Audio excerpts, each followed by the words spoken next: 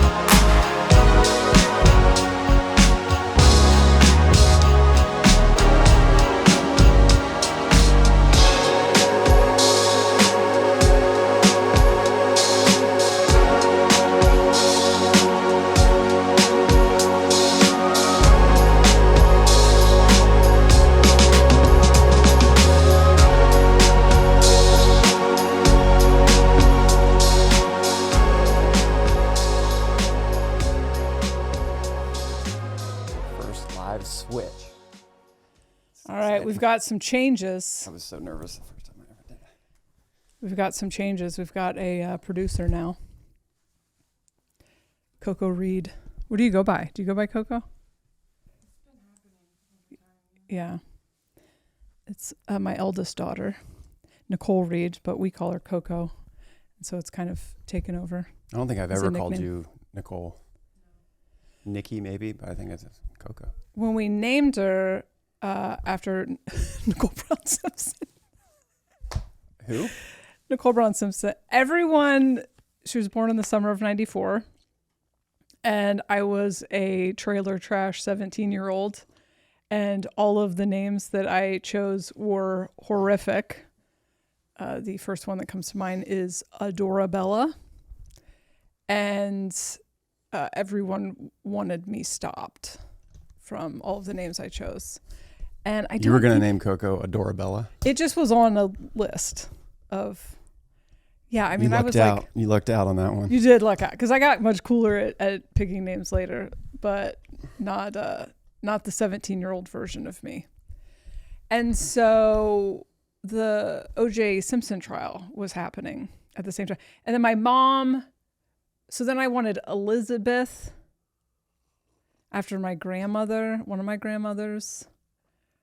But not really. That was just the closest I was coming. But then my mom, every time my mom, also trailer trash, would be like, oh yeah, and then I'll call her blah blah. Like when I named Phoenix, my mom was like, ooh, and we'll call her Fifi. And I was like, no, we won't.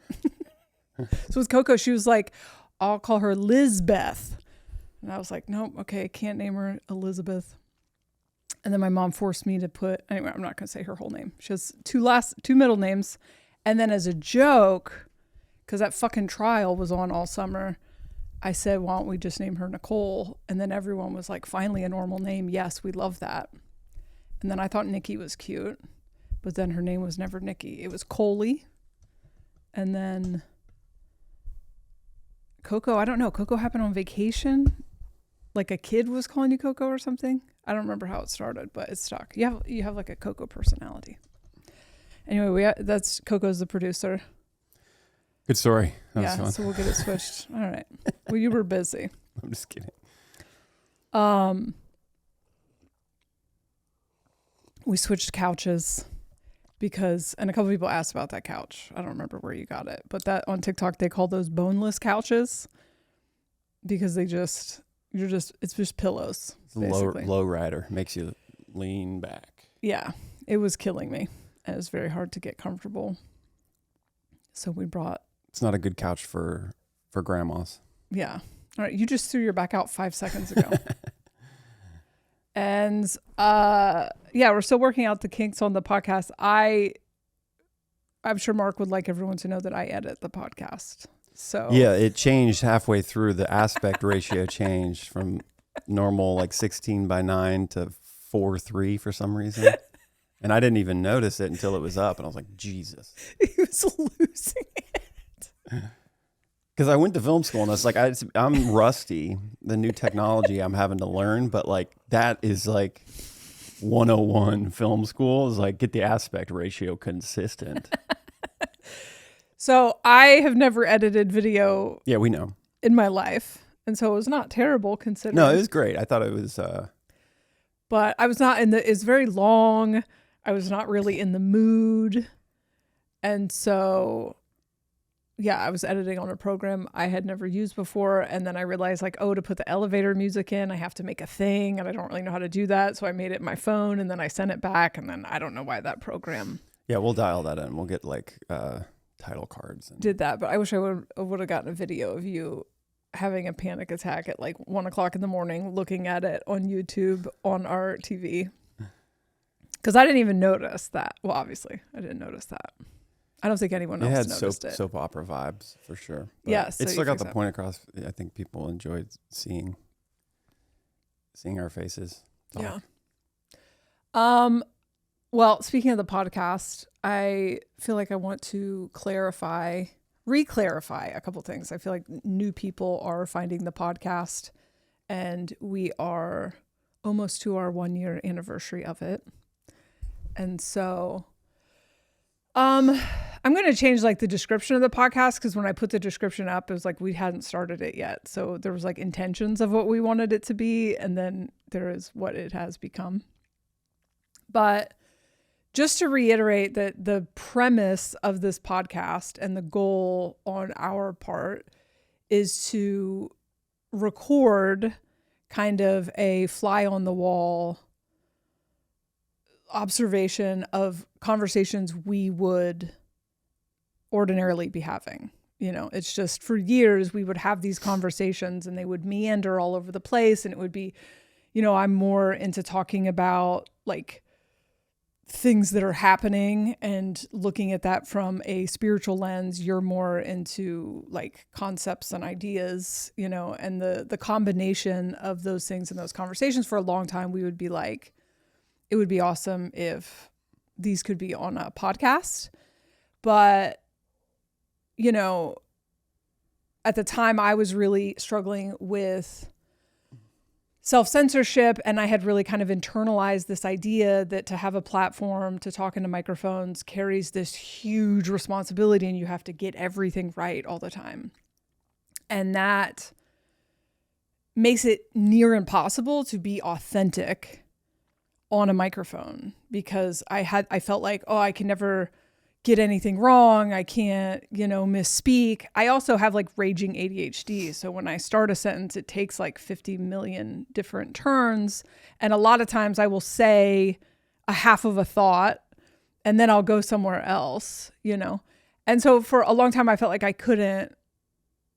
And then you're learning how to use your voice, and we've talked about before on the podcast, have, I don't know, I think it's probably like stage fright or something, but that like sometimes using the wrong words or, jumbling things up or not transcribing. Anyway. I don't think it's stage fright. I think my brain's moving so fast and I just grab words that seem to make sense, and sometimes they don't. Yeah. It's hard for me to say if, oh, hello. Oh, there we go.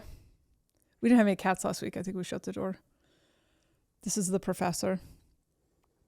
Anyway, so for us, the point of the podcast was for me to heal my relationship with feeling like I have to get everything perfect and everything right, and learning how to be authentic. Again. I think and when we're normally talking, sometimes there's a lot of speculation. Like we kind of are like, oh, maybe it's this, maybe it's that, maybe, and sometimes we'll go research something to like check it out if that's real or not, fact check it kind of. But that, I think, is what's difficult, is transferring that conversation that is usually just meanders, speculation, ideas, to a public podcast that a lot of people are looking for facts and valid information. And that's where sometimes we try to do our best to not speak about things that are too speculative, like have some grounded, like this seems to be true. But I think that's where it gets like, sometimes we're not going to fact check and we're throwing out ideas. Well, we never fact check, very rarely fact check on the podcast, because, and this is only going to make sense to people, I guess, who have like tried to do this art form. I think a lot of people think podcasting is a lot easier than it is, but it's not. It seems like it's just a conversation, but it's actually incredibly difficult to stay present and to keep the conversation authentic without your mind going to like, what are people going to think about this? What are people going to think about this? And so the purpose, as of right now, like this podcast doesn't make us money. The purpose of this podcast is for both of us, for different reasons, to learn to speak authentically, in front of an audience. And share an authentic perspective. Right. And so the rule, and this has kind of always been my rule in podcasting, but it definitely changed when I was in that like hyper control, whatever. Like I already have some imposter syndrome. I have a lot of obsession with getting everything right, which is open ajna does that. Yeah. And so, and I'm also a one line. So I'm already weird about talking about things if I feel like I don't have all the fucking facts. But we try to keep the conversation free, and then I try to catch things that are not true or too debatable or whatever. So we've had entire conversations about things that I've just taken out. I almost always take something out of the podcast. And sometimes it's because I started a sentence and didn't finish it and didn't finish the thought. And so I wasn't able to clarify or, whatever. But I missed some stuff. Or there are things like we both have open ajnas. We're both very conditionable. And there are things that, we've mentioned on the podcast that was something we saw on a TikTok and it made sense to us. And so then we have just kind of repeated it as fact. And it wasn't correct. There's something about cows' stomachs filtering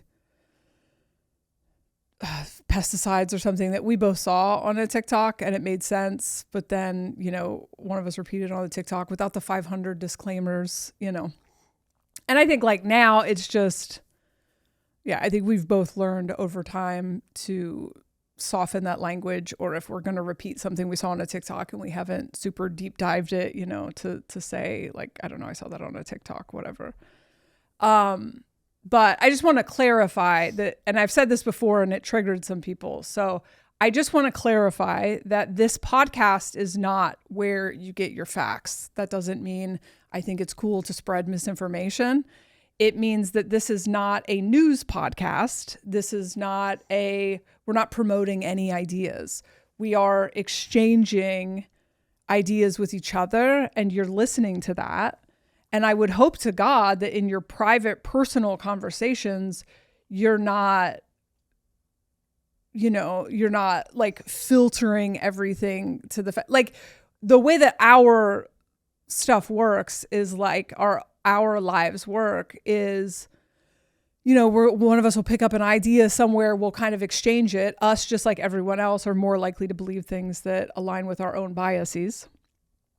And then, reality kind of shows up to challenge those things when it's time to challenge those things. But I just want to reiterate, which I think we've said many times here, like you're listening to an authentic conversation between us. There are a few things that have slipped through the cracks that were like something one of us picked up off of a TikTok that was not accurate. There was another time where I said in passing, because it wasn't the point of what I was saying, I referenced the billionaires that own half the water or whatever in California. And what I was referencing in that moment was the viral thing going around about the billionaires. I had already saw I'd already deep dived it a little bit and saw that the billionaires don't actually own the water, that's like a oversimplification. But what I was referencing in this kind of aside of what I was saying was the viral idea of that. And because I said it in aside, I don't even realize that I said it. I didn't catch it in post because it wasn't the point of what I was saying, but I'm also chronically online. So I just assume that everyone knows what I'm referencing. And so then someone very nicely in the comments was like, hey, I looked that up and it's actually this. And I was like, yeah, I knew that. And so I didn't remember how I said it in an aside, but the next episode I spent 25 minutes explaining myself, and we decided to get rid of that episode because once again, I'm working on my own relationship with like making mistakes and just saying things that I didn't get on and go, hey guys, guess what? Billionaires own the water. It was like, I was explaining how people are looking for the bad guy. And I referenced that everyone was talking about who owned the water when the fires were happening, like immediate, like, so that's what I was talking about. Anyway, so then we threw away that episode. And in the next one, all I said was, yeah, oops, I shared some misinformation. And just once again, this is not the place to get your facts. And what I'm trying to say here is the person who went and looked it up themselves, that's what you should do. If I say something that sounds, either one of us says something that doesn't sound right, you should absolutely look it up. You should absolutely say something in the comments if you want to say something in the comments. But I just want to clarify that this isn't the place to get your facts. Like this, you're listening to two people have a conversation about shit that we're taking in, on a daily basis. A lot of the stuff we've already changed our mind about, like a lot of the things that are our perspectives at the beginning of this podcast aren't even our perspectives now. So, and I think we should normalize people having conversations and making mistakes in conversations and changing I think perspectives. That's what everybody's doing. Like even people that watch this or watch podcasts, we're trying to like figure out, make sense of what's going on in reality, see what is part of the illusion or part of the, program timeline that they want people to think. And so figuring out what is true and false is like what we're all doing. And so then it is one day you're going to, adhere to something that's going on and be like, oh, I see what's happening. And the next day there's going to be more information that goes, oh, actually, no, that's not what's happening. That was propaganda or whatever. And I think, it's hard to have a conversation like long form. And when you're trying to get an idea out and you're kind of following a thread of thought, I feel like sometimes when we're talking, it comes up that I'm like, just to clarify, I'm not saying this and this, I'm not saying that and that. And it's cumbersome to do that. Like it takes you out of the flow of trying to get to the complex idea. Right. To have to, these podcasts would be 5 hours long if we're trying to make sure, when we're saying one thing that we have to go, validate that or like talk about where that's coming from, and that where it's coming from is potentially a psyop, but I'm using it as a reference to point to something else. It's just, I feel myself sometimes doing that when I'm trying to unpack something for the first time, that I oftentimes will pause because I'm like, wait, I need to clarify what I just said. But then you can't get to the point, It's something that you would only understand if you talk into microphones. Like you would only understand the mental space when you're trying to stay present. I'm trying to listen to what you're saying, offer something, and I already have, my brain wants to go 50 different places, and to also have that voice saying, you got to make sure you clarify this. You got to make sure to do a disclaimer here. And there's part of me that has gotten very good at saying, and I often say things like, one thing I learned, I'm not sure if this is true, I haven't had time to fact check it, but it is also just like kind of a clunky way to have to talk.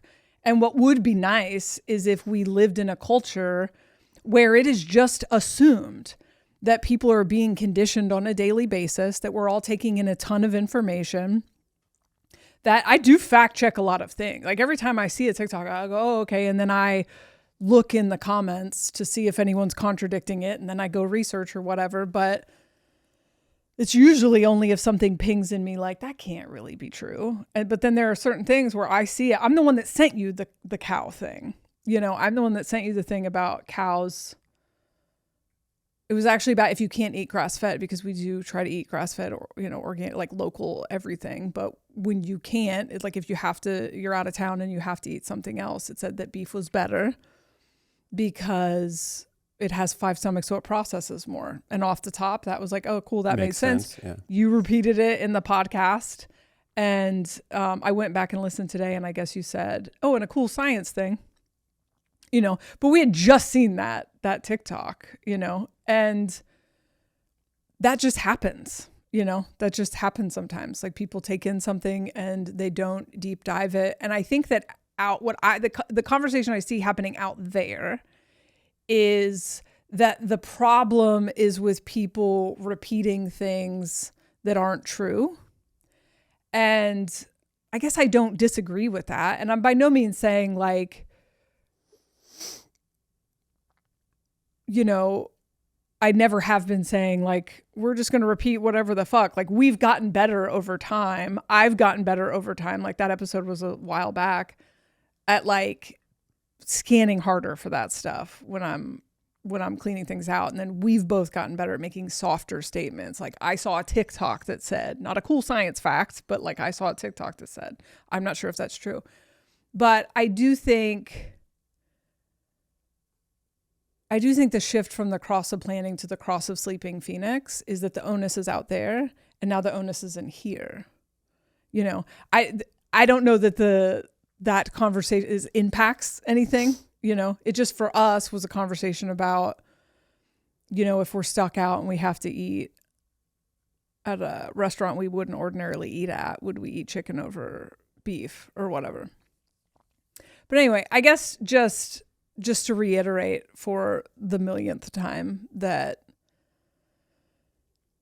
and especially like we're on here talking for 3 hours a day. So or 3 hours a week. Sometimes it's a fresh, hot thing. Like you love to talk about things that you're just now taking in, right. And so those are not things that have been processed through all 4 of your stomachs. It's something that you're still kind of chewing on. And that is the point of the conversation. Like this is not a teaching podcast. We're not your gurus. We're not your mommy and daddy. We are just 2 people having a conversation. You're listening to the conversation. The point of it is for us. It's healing for us. It's a mirror for us. But then the hope for the audience is just like, here's a conversation to hear and kind of get ideas, from. And I feel this way about other podcasts as well. I feel like we're coming from a reality where we were fed propaganda and we were told that everyone talking into a microphone or into a screen was telling the truth. And that's where that objective truth thing comes in for me. And now we are learning that as we take in information, the onus is on us always to figure out if that's true for us, if it's something subjective, or if it's that person has a misunderstanding or whatever, because you can't do anything about misinformation. You can't do anything about the fact that I misunderstood an article and then when I repeated it, it went through my own filters and I misunderstood it, And I think I've even seen with like comments, I'm reacting to a comment, it's not even what the fucking person said because I misunderstood it or took it out of context. So it has to be on the recipient. Right.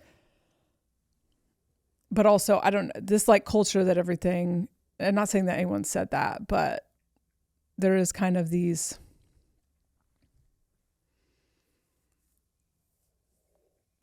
culture that if you have a platform, you have this big responsibility. Really fucked me up. It was very paralyzing for me. And it also put me in a position that I didn't want to be in. Like I want to be an artist. I want to be a thought person who shares thoughts, a philosopher. And I love to pass out hacks and everything else. But when all of a sudden there's all this pressure that I have to get everything absolutely right. I'm not talking about on this podcast, but in the past, and that I'm obligated to talk about things or, it's actually not the person talking into a microphone's responsibility to be perfect. It's your responsibility as a listener. And I'm saying this as a listener to take responsibility for who you listen to or what, if you're taking something that anyone is saying, like, oh, I like this person, so every word they say is canon, like that's on you. Yeah. That is on you. That's not me saying, I'm going to go back and take the cow thing out of that podcast. I can't take it out of the YouTube one, but I'll take it out of the other ones. I think just leave it. It's part of the thing, I mean, you can take it out, but like you said, I think it's good to just have a thing where we say one thing on one podcast and later we realize it's false. And now we, correct it or talk about it for a second and move on. And that's just like because it's almost impossible. I mean, really, when you think about it, like we're all trying to like grow and learn and know more about ourselves, about reality. And so one thing you say one day is going to ring true. 2 days later, like there's going to be additional information that changes it a little bit or falsifies it. And like, that's just the way it is. It's like how it's going to be, to go back and, edit everything and update it is just kind of, it's kind of pointless, Yeah. But I think we're all just, like you said, I think we're all kind of traumatized from anything that's on TV or like recorded is the ultimate truth. And so when we see something that doesn't quite resonate, we want to point it out and go, no, that's not it, because we're trying to get more to the real truth and get away from the propaganda. So, yeah, but it's, I think it's just impossible. I listen to stuff all the time that like, I don't resonate with the person at all. Giorgiani is a great one. Jason Giorgiani, like so much of his ideas about, aliens and time traveling are so cool. And they're like pushing the edges of thought and really cool ideas there to explore. But then his politics, I'm like, fucking not, don't subscribe. Right. And so when I'm listening, when he starts to bring something back to politics, I'm just kind of like, cool, I listen, but I'm like, I don't resonate with this, but I don't have to go tell him that or comment and try to like point it out. I'm just like, that's what he is. That's how he thinks. But I still can grab a lot of great information from other ideas. And so I'm always doing, there's not really anybody that I listen to that I'm like, this person has it all figured out. Yeah. Everybody's doing their own thing, and we all have different versions of what reality is. And that's what I think is so great, is that you can still pick pieces from everybody and go, oh, this is helping me kind of orient my own view. But I'm not like adopting someone else's point of view, but I think that is what we've kind of been programmed to do in the way that we listen to entertainment and stuff. Like that's the truth. That's right. A better version. And so. Or we get this cat aggressively cleaning. This is all he does all night, is lay on top of me and aggressively clean. Yeah, this is my cat. Oh, okay. He's got all that fur. He has to keep it clean all the time. Yeah. Why? Does it just make them feel safer to be sitting on you while they're doing it? I think so, probably. This is what I wake up to in the morning. Although I've seen him spread eagle in the middle of the driveway, just licking his ass. Yeah. All right. Well, that was the podcast. What do you want to get into? What kind of false facts do you have to bring up today? Well, I kind of want to go back to talking about the praxis thing and the becoming smaller countries. I'm starting to see a lot of that. There's something else they're calling it balkanization. I don't know what that means, but there's a lot of conversations about breaking off starting to happen, which often will mean that's what we're going to see, because we got a lot of people pointing their perception at that. Like, you're probably going to see something like that. But I want to talk about the stuff that the alien said to me about microchips. I think I've kept kind of this part of stuff quiet. I'm sure I talked about it somewhere, but somewhat quiet, because when I first started talking about the aliens, and it might have just been the podcast I was doing, like I was doing tinfoil hat and stuff, I just felt like everybody was way too swept up in the they. And so and I didn't really like the way that people were reacting to the alien talk either, because the people were like, what do the aliens say about this? And what do the aliens say about that? And I didn't like the way that felt, because I'm like, I'm not sure the aliens aren't just a part of my own consciousness. Like, I don't want you to use me as a Ouija board to get to them. I don't know that they're in charge of anything, you know? Yeah, that's what I'm always wanting to clarify when we're talking on the podcast, but it's not worth clarifying, but maybe it is right now.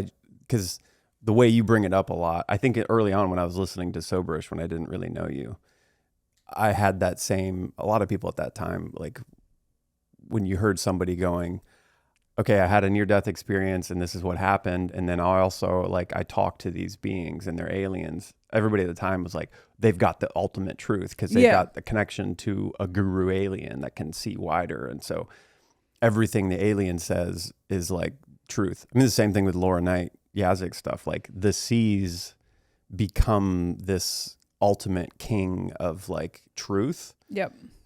And so it's so easy to just project and go like, what do the seas say about this? What do they? And then you take that as like a pillar of truth. But I think what is more likely, I mean, when we're channeling or we're like, there's voices in our head, it is primarily like your own consciousness. However, then, you know, if you're connecting to something that is like higher awareness, that is yourself, like it can disseminate truth that is true for a collective too. Right. But it's primarily coming through your own biases, your own way of talking about things. And that's what I learned with the C's stuff is like, a lot of it rings true, but it's going through Laura Knight's like perception. And so she's older, she's a boomer, so she has certain biases that when they get translated, I'm like, oh, I don't really resonate with that, but I think I see what they're saying. And if it came through me, it would probably not be so boomery, you know? And so that's when you bring it up when we're just talking off mic, it's like, oh, the alien said this. I'm always like understanding that's your like version of your higher self. It's your consciousness that's like wider, and it is that like I am thing behind that, you know, can sometimes be diversified in a group of speakers, you know? Right. But just to clarify, because I think that is something you mention a lot, and I don't know if you've ever publicly talked about it. Like, what is that, you know? But yeah, so I probably like when I think of guide, I think of like you go to a historical site and there is a person who is familiar with the historical site and they guide you through it. They're not your mom. right. You know, they're not God. It's a guide. It's someone who's already been there. And so they look like aliens. I've seen them physically, but for the most part, they are just a voice in my head, and they have a very blunt, direct way of speaking. And I really don't hear from them much now. Like, I have to ask a question, and I almost never need to ask a question.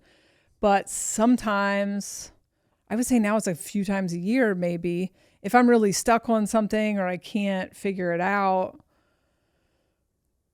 you know, or I'm, you know, really depressed, or I can't let go of something or something, you know, I can like ask, and they'll talk almost through my own mouth. And it's just the voice is very distinct because it's very, it just doesn't give a fuck. It's very detached and it's funny, kind of, and kind of reminds me of Toofty from Toofty and the Princess. But anyway, I didn't have, like I've said before, I didn't have a lot of categories of reasons for what this was, but I never thought they were aliens from Mars or something, you know? And the longer I was awake, the more I came to understand that whatever this is maybe showed up as physical aliens, because that was the category of reason I had to understand it. Right. Well, and you said like it was early on in your awakening, that it was much more engaged, right? So it was like disseminating tons of information. That when you oftentimes in the present go, the alien said this, it was actually like 5-10 years ago. A long time ago. Where it like unloaded a bunch of stuff and you wrote a lot of it down and you kind of remembered it. And sometimes it just comes up when something in the present happens, and then you go, oh, wait, the alien said something about this a long time ago. Oh, interesting. It's correlating now. It's happening now, actually. Yeah. You know, I had a near-death experience in January of 2020, blue ball of light.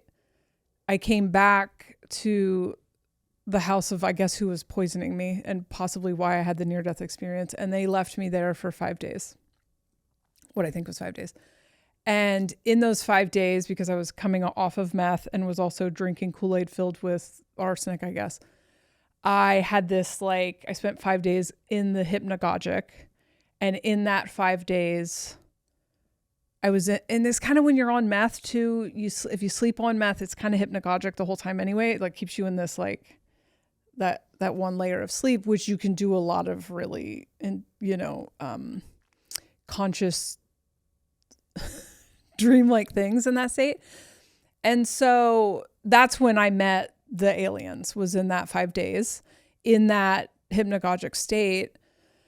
And the next 4 years were being given the wiring, 2020, like 3.5, 4 years, were being given the wiring under the board by the aliens, largely during sleep, because I would sleep most nights while on meth, but like you still have meth in your system. So a lot of those dreams was where I learned things. It was in like this giant school, this like empty abandoned school that a lot of us have dreamt of, right? Which is what you call alien school. Yeah, Tim Dillon actually named it that after a podcast, but yeah, I now call it alien school. And so, but then I also had, I would say, I don't know, I probably can't name it, probably 10, 15 experiences with things happening in the physical reality that like I just still remember. They were, and a lot of them I didn't understand. Like a lot of the things, I've not found anything the alien said that has turned out not to be true. Pretty much everything they talked about was wiring under the board. You know, they didn't share their current political opinions, or, you know, they didn't have like ideas about culture or whatever. And they never really told me to do anything that I can think of. I mean,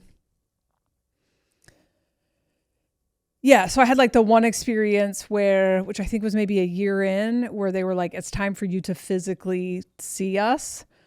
And everyone in the house, like, it was very strange, freaked out and left me alone at this house. So it's like 4:00 in the morning. I went out and sat on the curb, and then they each passed a mirror and then came down. And that's when I saw that they don't have feet and they kind of glide and they're tapered off, and they came near me. And I would now say, like, my entire life I've seen things in the ether, but I like sleep with the lights on or sleep with someone else to avoid having to look at that, because it does give me the willies. And so they were kind of trying to force me to like step into that power. Another time they had me on acid, sit in front of all these giant mirrors and allow everything that I was afraid of to come in front of me, including these giant spiders. I later found out about the planet of giant spiders that most of us have experienced. And so they guided me through my awakening, is basically what it was. But they were my guides, and they did teach me things that do seem to be largely a part of that, like, kind of wiring under the board.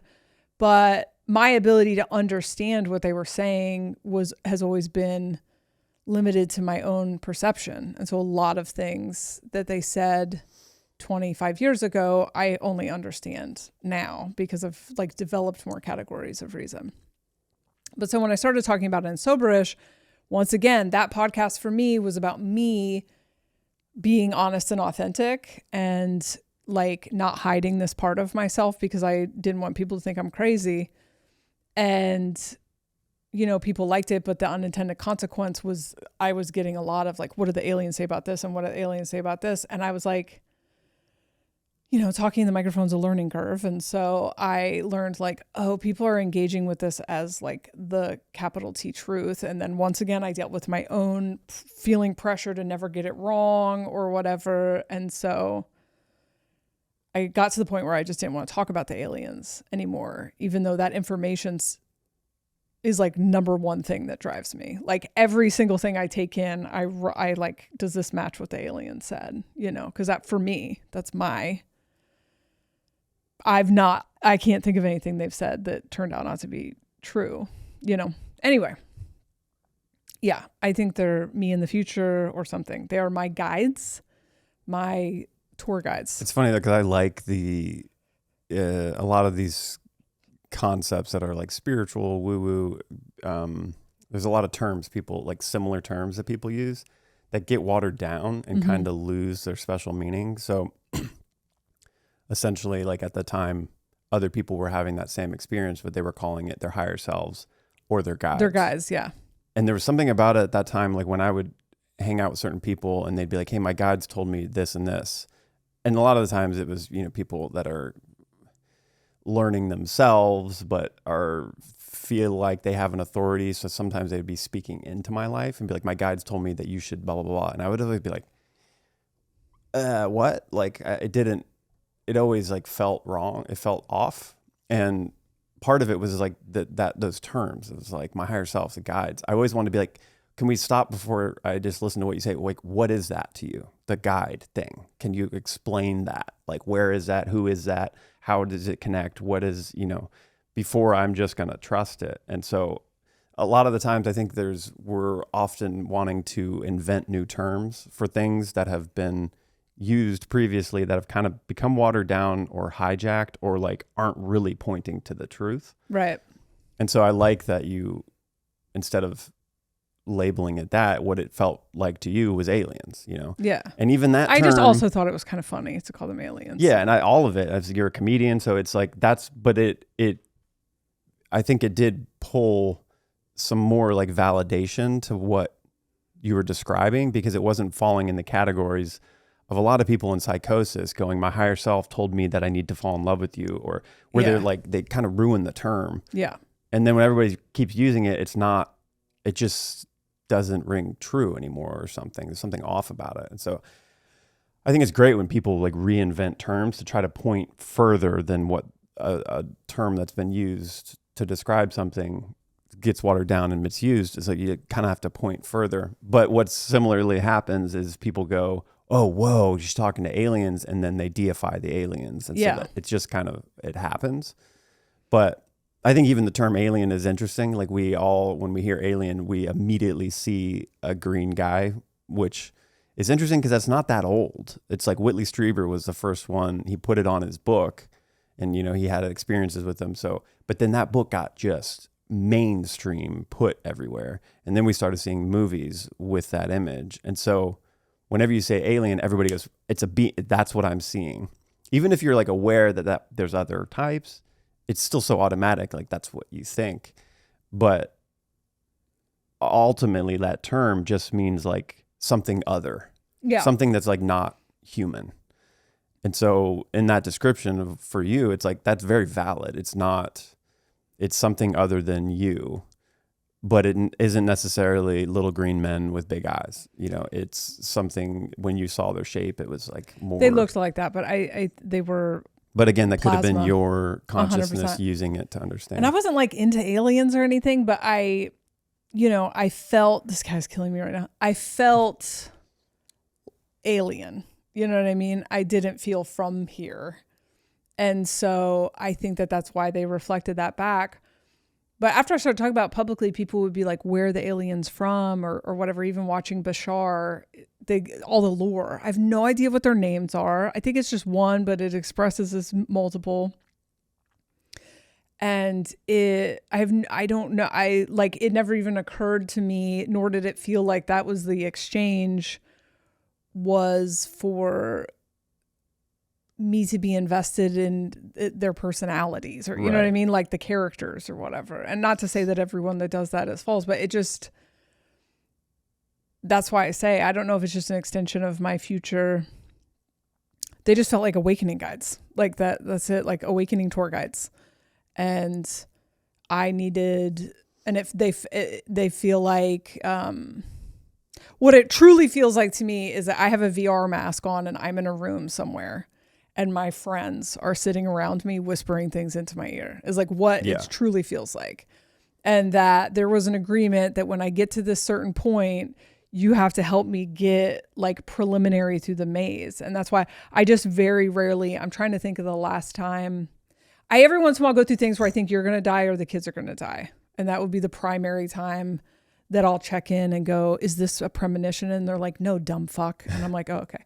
And that's like, you know, when I'm in that kind of thing where I'm kind of stuck, I'll ask. But in those first few years, they were constantly present. And they taught me a lot of things that I've yet to be able to use. Like there's a whole night that I was like in a room and there was like red Solo cups and they were showing me how to do telekinesis. And I've never been able to do that. Like there are lots of things they told me about that I just feel like my physical existence hasn't caught up to what they showed me like outside of physical existence.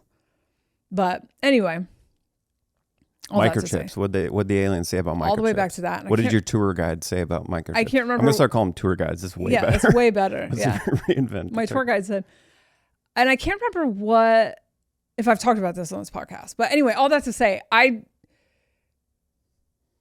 felt like people were way too swept up in they and like I said, it could have been like when I first started talking about this stuff, I was talking about it on like tinfoil hat and stuff. So it's just the conspirituality part of it was off-putting to me. And so I think I kept this part to myself, but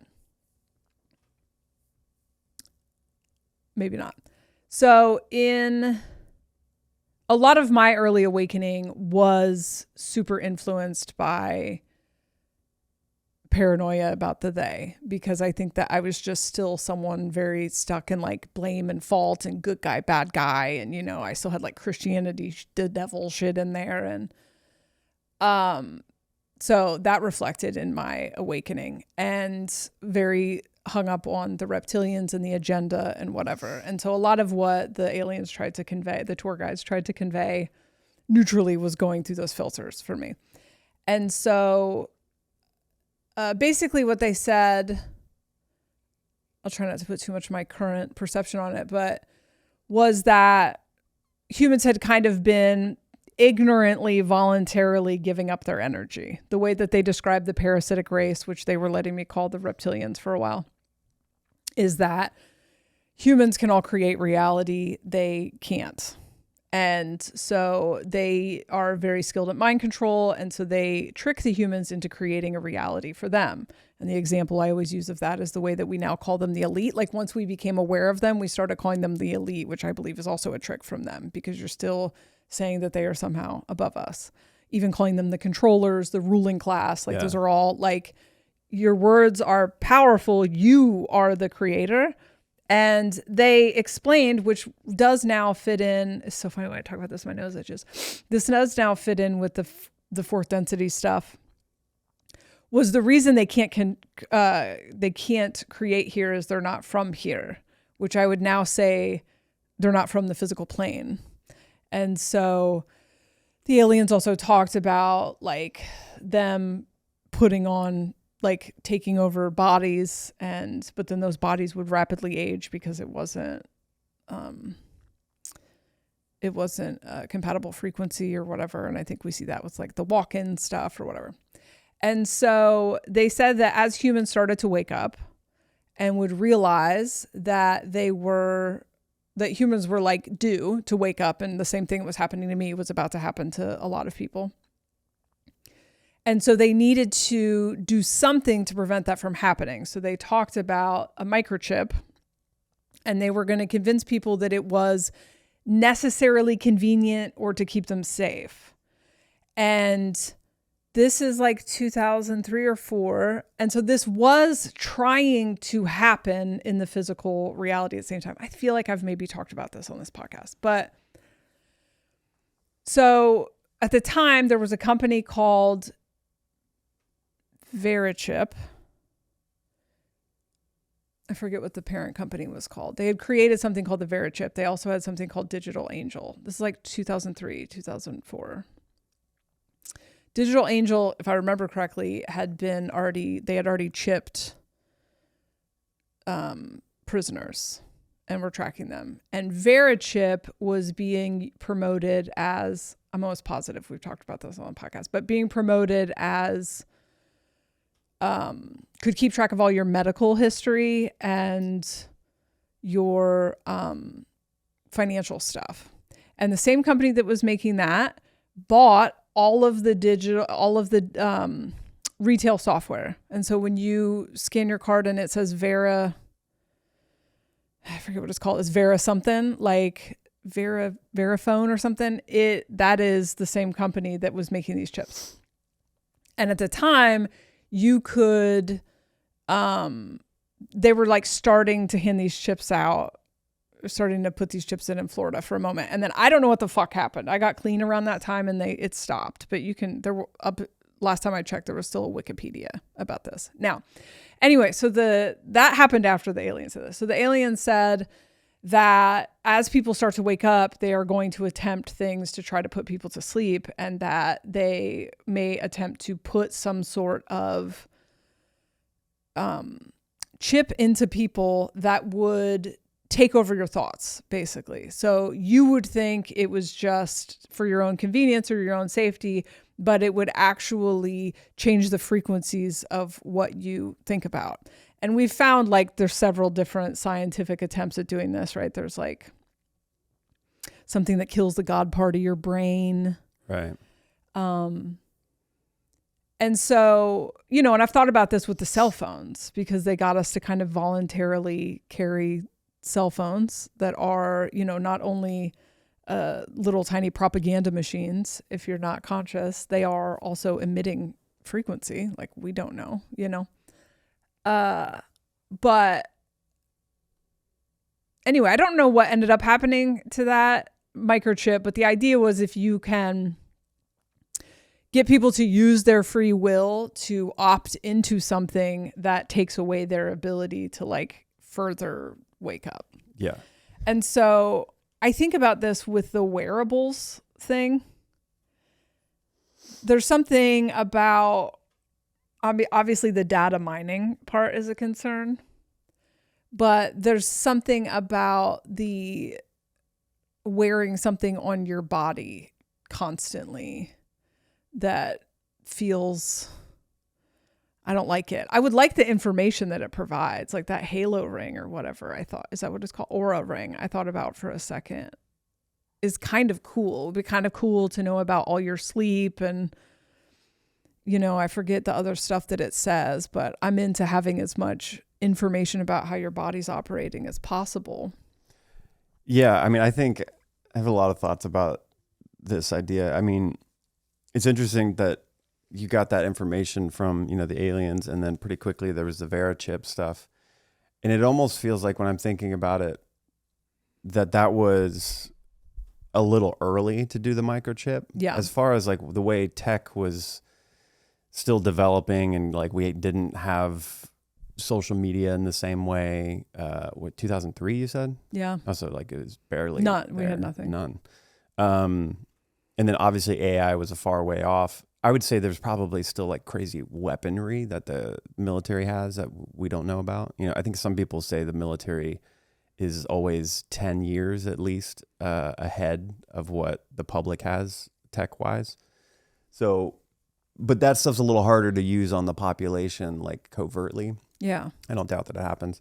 But, then to me, what is like, because I would imagine if these controllers, let's use a new term for them. I just Parasitic parasites children. Yeah. Parasites is good. That they're going to try to do stuff like very covertly, right? Yeah. It's always like, and so if they have a plan to start to do something and it's a little too obvious, or a lot of people start to go, oh, I'd never do that, they're going to reorient their plan. And to me, as social media started to take over, the internet becomes such a dominant thing for business and where people go to get their information. And, then with social media, it becomes a place that you can present your individuality. A lot of people naturally, just from the reality we've already been programmed into, like, want to go there. And so then it's like, oh, wait, this is where it's naturally going. Like, everybody's attention is on the internet. How can we implement a plan that does the same thing the chip does, like controls what they think?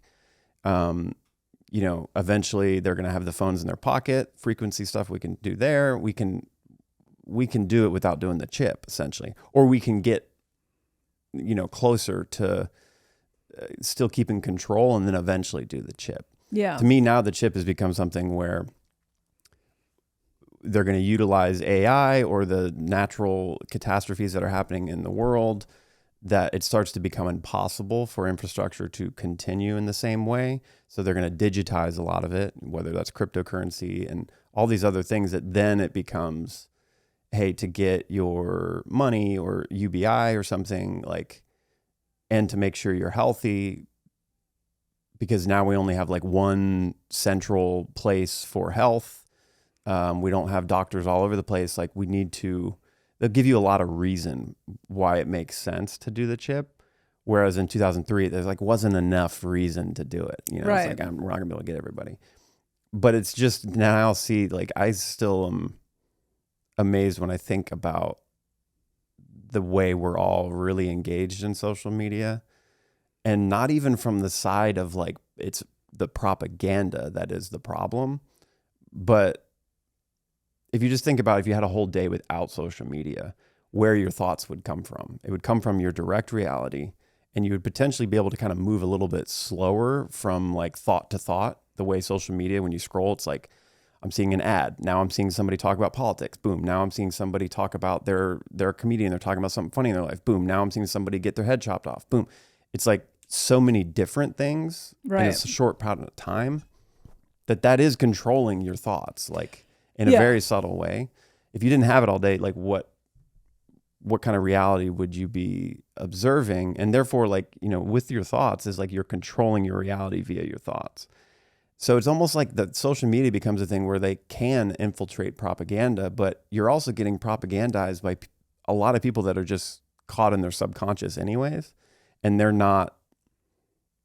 you're being pulled into other people's reality in a certain way. And so it's a very powerful weapon, as far as if we're talking about parasites wanting to control what you think about, which is the center of creating your own reality, you know, and being able to get control of that for yourself and have discernment, and then use social media and not be pulled into anything, you know, almost just like observe a reel of thing, like you're just kind of taking in information, but there's a buffer where you're not letting it like control your thoughts.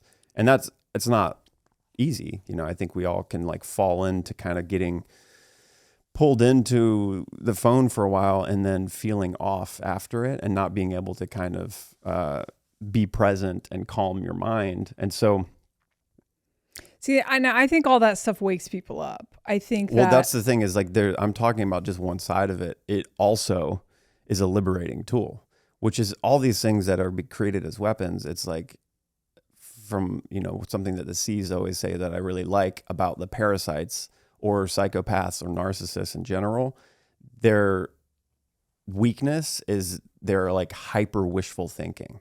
So they're like overlooking certain aspects because they just wishfully think and assume something will work out. And I think that's what the internet was. It was kind of originally, you know, built as kind of from the military for more of like a weapon type thing against other countries.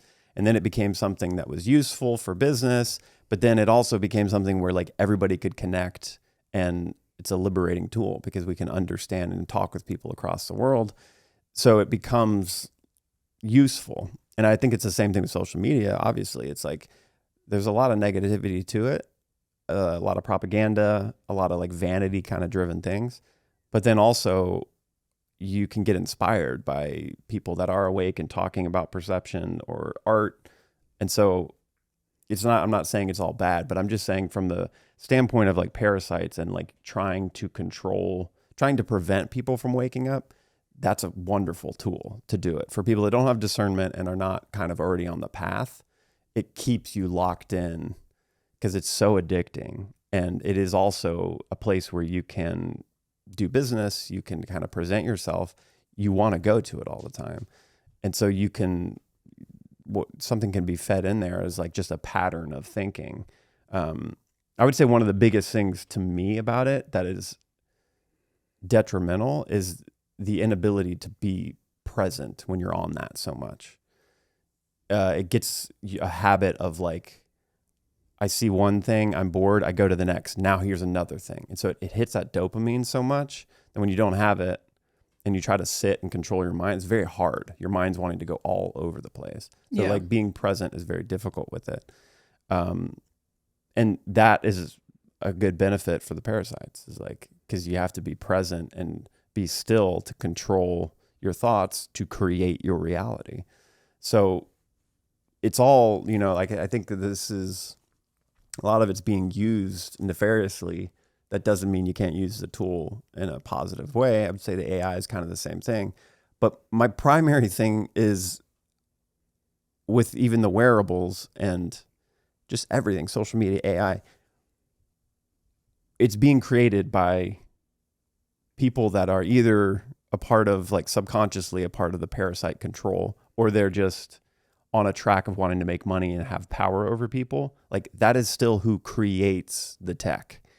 Now there's some good companies that are like all holistic and trying to be on a spiritual thing. And so they're trying to get tech to people, like meditation apps and things like that. Still, I'm like not trusting the meditation apps because I'm like, I don't know what this frequency is. I don't know what kind of pattern you're putting me into. I would rather go the natural way, but there's probably benefits to it. I still just think it's like, I see a reality coming in the future that would be people in their power and creating their own reality. And collectively we start to do that.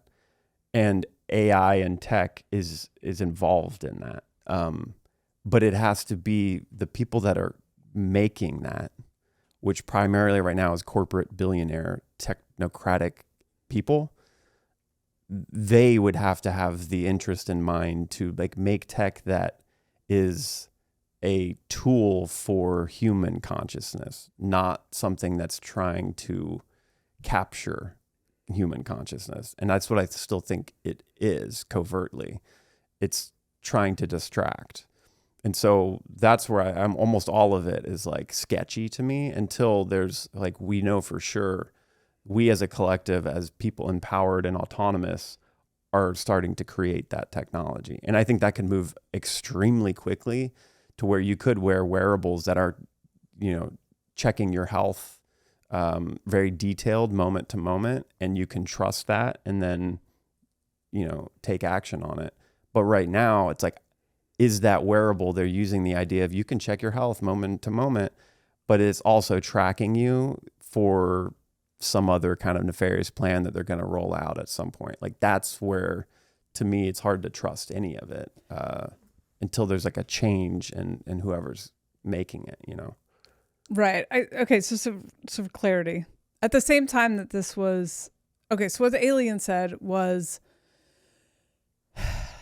whatever the device was, the technology was, the idea is that it was just carrying information, but it was actually transmitting a frequency. It wasn't like the internet has propaganda on it. It was a frequency, and the alien said that humans don't understand, like everything is color and light and frequency. It's like, that's what's controlling everything. And that's also like all the stuff they showed me about, like we will just heal ourselves with sound and color, like light and stuff.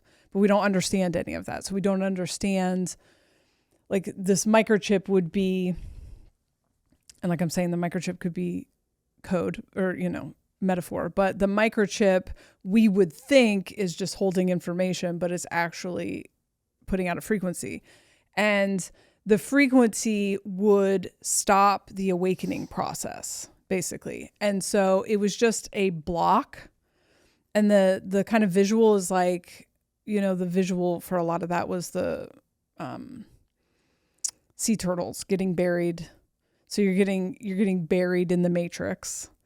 And once you're ready to wake up, you like your awakening process is trying to get back to the ocean. There's all these things that can kill you and stop you or whatever. And that this frequency technology would just make a sea turtle forget that it was trying to get to the ocean and think its life is there, whatever. Okay. So at the same time as this, and this could totally have been my own meth-induced paranoia, but I thought it was very strange that in the city I was living in, like there was a community of, I don't know, it's like 50 or 100 people who did meth, you know, and you're kind of in a underground community.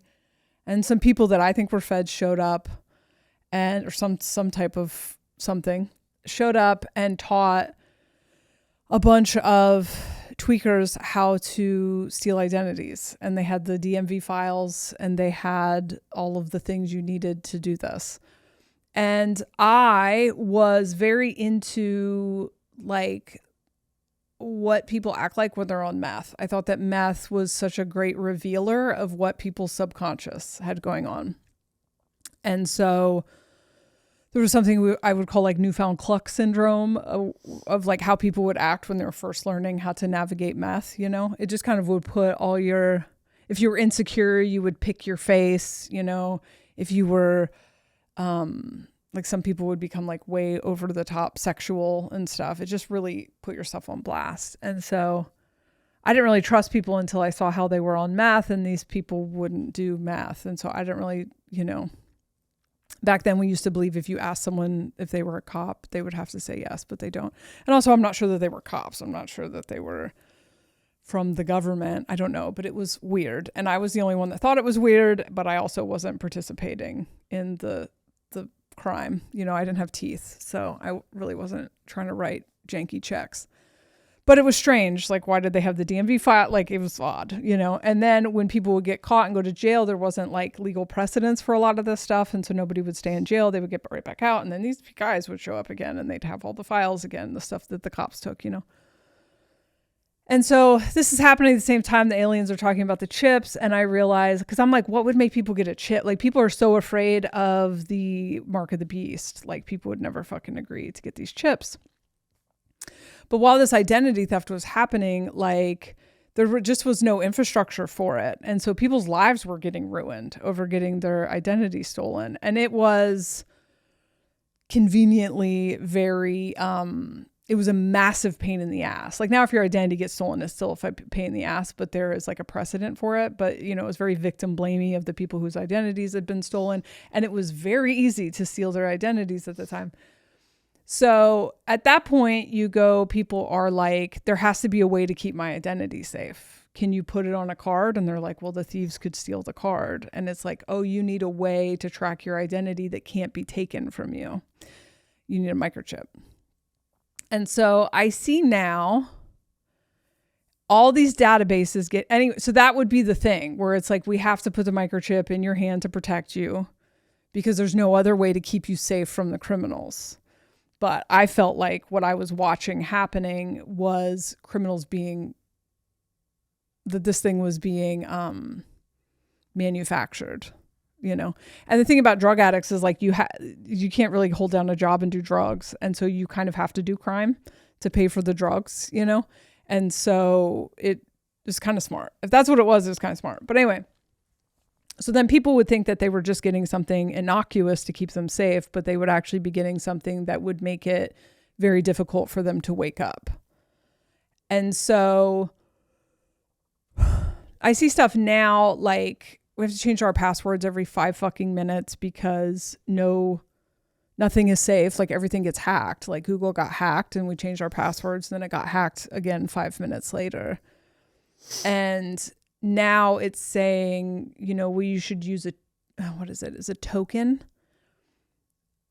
a passkey or something that's supposed to be a physical thing that you can scan to get back into your accounts. And I'm like, it seems like we're headed down the same path where you guys can't keep anything safe. So, you know, I just wouldn't be surprised if they're trying to do that again.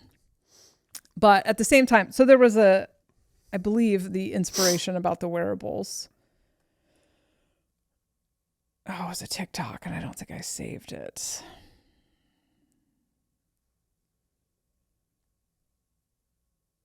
I didn't save it, but I believe I'll try to find it before the thing was that there was a TikTok about,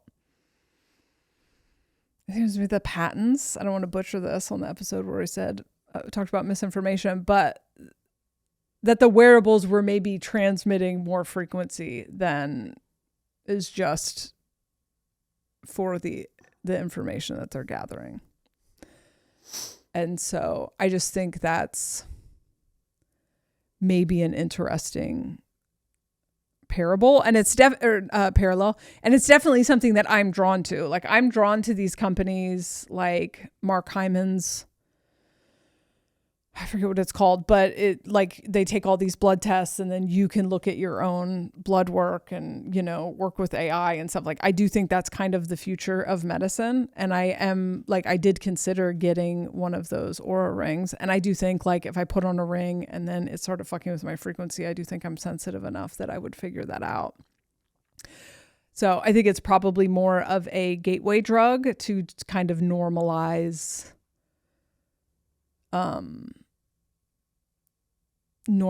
our relationship with that tech. And I'm like, I don't know. It's weird. I'm not against it. I'm definitely, like, of the belief, like, I try to stay as open to technology as possible because I don't want to be like my parents who can't figure out how to get a photo off their phone. But then there's other things, like, we were, you know, when we had to get a new AC unit, they're like trying to get us to hook that up to the internet. And they're like, then we can access it and help you. And I'm like, yeah, that would be great if we didn't live in a fucking capitalist hellscape, but I don't want any of my shit to be able to be turned off remotely. Right. You know, we were pricing a generator for the house to see what that would cost. And the guy didn't shut the fuck up about an app. And I'm like, I would never get a generator for my house and then have it be able to be accessed remotely.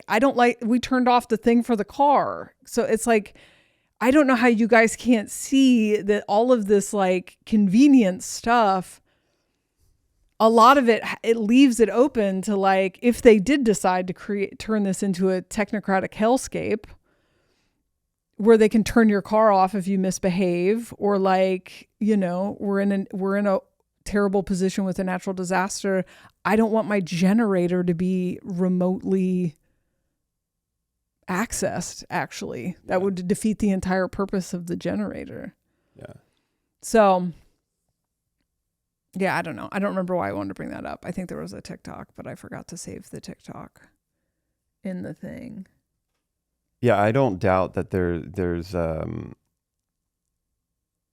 probably more than we can discern that is resistance to try to prevent. I think it's too late also. It's so many different ways to look at it. I mean, there's this Project Looking Glass thing. I don't know if we talked about it before, but it's like military grade, like, AI that is able to, you know, predict patterns that are occurring, like, very advanced way of predicting patterns. And so I think this ties into this, like, time traveling conspiracy potentially, that there are the parasites, certain parts of them, certain factions of them have the ability to kind of go back and forth in time and slightly alter things to keep their timeline, keep us creating reality that they want. And there's something that, like, and I don't remember the time, it's somewhere in this 2027, 2030 range, where there's a point that they've been trying to adjust timelines to prevent a certain phenomena from happening. And no matter what they play out, as far as anything that they change, like, that always happens. And so, you know, you can deduce what that is. I think a lot of people would say it's the earth and the beings that are on it are going to wake up and take back their power. And it's the end of them being able to manipulate us to create their own reality. Yeah. And so many things that you look in the conspiracy world, like, by using that as a model of reality, if that's what's occurring, like, a lot of their moves make sense. It's like trying to build underground bunkers and build cities underground. So, because there's some event that's a natural event coming, and they say it's going to be climate change or a comet or something that, like, there's nothing we can do. So for their timeline, they have to go underground because, like, now we're creating our own reality and they don't exist in it. So they can't they can't create their own reality, but they could go underground and create their own reality because they can control that. And I would say it's maybe even in another dimension of time space, that's where they're actually manipulating the timeline on Earth from down there. So, but then also just the jockeying in tech advancement of how to try to still prevent an awakening from happening. And it's almost like if it's like a chess game, you know, where you can get somebody in checkmate like way before the end of the game, and two people that are watching that game would go, oh, this person's already won, but they're going to still play the game out. So the loser still is trying to kind of like play. And that's what the parasites are doing. Like they're still doing everything they can because, and this is like, as the C's say, like it's an interesting concept that the awakening is inevitable. And I would say that's humans that can make that jump. And then the Earth itself as a living being is going to that awakening too. It's going to 4D. The parasites know that that's going to happen. So they got their plan, bunkers and everything that they're preparing for it. However, they're still going to play the game forward because they can still keep some beings from not awakening and control them on a 4D reality when we move into that density. So they can still siphon off some beings. And so that's what it feels like to me. A lot of this is just scrambling to try to get whoever they can into that kind of model of reality. And they're going to use AI, they're going to use microchips, they're going to use propaganda. And so to me, when I start to look and pay attention to all the potential things they're going to do, okay, my email, I got to change the password. They're taking my data and everything that I use. When I hyper focus on that, I'm like, I want to prevent that. But then I'm like, I just can't use my phone, essentially. It's coming from every direction. Right. I can't use AI. They're taking my data. You know, now a lot of the music apps, there's like AI involved, but they're taking your data. And so now they're going to take my art and make other art. It's like, fucking, what do? I just have to unplug. But then I kind of think in the macro of it, I'm like, no, I think the thing is if you, even frequencies with the internet and Wi-Fi, I've tried to freak out about that before and be like, at this house, we have everything hardwired, so we don't have to use Wi-Fi, but we got the Wi-Fi on because it's just more convenient sometimes. Yeah. And it's one of these things where I've just been learning, like, Wi-Fi being bad for your body is one of these things that I hear, but I've never experienced it. Like, I'm very sensitive. Like, when I put AirPods in, I can tell that that's not good for my brain. I can feel that, right? Not always, but sometimes. There are certain frequencies that certain appliances put off, and I'm like, ooh, my body does not like that. I have never felt a consequence of my phone being close to me or the Wi-Fi. It's like that's something we did because it was mentally believing that. Well, see, and this is like, there's always games within games. So the Wi-Fi is also a liberating tool. It's like connecting everybody. I can now, make content that's waking people up. I can connect with people and deduce the propaganda. So they're going to put out, certain propaganda that's like, you shouldn't use Wi-Fi. It's dangerous, to prevent you from using it, or, AI is going to become conscious. You shouldn't use it. It's taking your data, to prevent you from using it in a really great way that helps you wake up. So it's like, there's just games everywhere. Yeah. But I still think I'm like realizing more and more, like, yeah, as we get closer to this point where some significant thing's going to happen to the Earth, that's change, they're going to crunch down and try to use every weapon or diversion they can. But if you're waking up and you are starting to control your own reality, and build it and discern and see what those moves are, I kind of believe, and I don't know how to like validate it, but it's just like, I guess, an intuition feeling that, like, if you're doing the work and you are raising your frequency and you're widening your awareness and you see the moves, the stuff doesn't affect you as much because you're actually building a reality that you see it. Right. And therefore you're anchoring in your own truth, not truth that's given to you. And that's the whole game. I mean, it really is like, if you didn't have this idea, even just basic things like in the physics of like, when I'm talking to somebody and I introduce, I'm Mark, I'm kind of identifying with the ego and the body. Like it's Right. so basic. It's like we're so hypnotized into a certain way of like, that's what reality is. Now that builds structure to the reality. So it kind of like builds the game that we can all agree on, but it's so fundamentally like limiting my ability to go, I'm not the body actually. I'm this voice that is behind the name and the body, and anchoring that, you know, like that's the game that they're trying to prevent you from creating your own reality, is giving you this base layer of this is what reality is and this is who you are. And even though we can go, oh, I know I'm not the body, the second after I say that word and I go move through the reality, I'm identified with the body still. And so it's like a really subtle habit. And I think the more we get control over flipping that and really anchoring into like, I'm not the body, and create your own reality by observing the game and the moves that the parasites are making, none of the weapons, the frequency stuff, none of that works on you. Like essentially, because you're building a reality where you notice that and you believe that you not even believe, you know that it doesn't affect you. And so that's how you buffer yourself from any of the fucking moves that they make. And that might be wishful thinking on my end. I don't know, but I mean, I have the same experience. Wi-Fi has never been like a thing that I feel. It might just be we're not. Maybe we're not sensitive enough. I don't maybe we're doubt used to that it. it's not good for you, but there are certain things, you know, like LED lights, like bug me.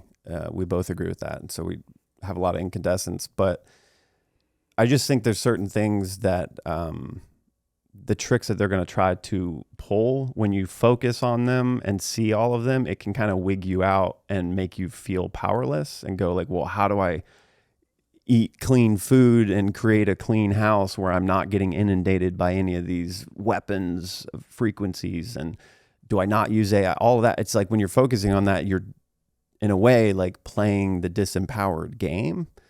And so I think that there's just something really subtle to really anchoring in your own knowing and building your own reality, like internally, like really. And that's the power that they don't have. And like, if you're using that, then none of their things work because you're creating your own reality. They can't create their own reality. They have to use you. So when you get scared of all the weapons they're going to be using, that's one way for them to, you know, hijack your awareness and your attention, essentially.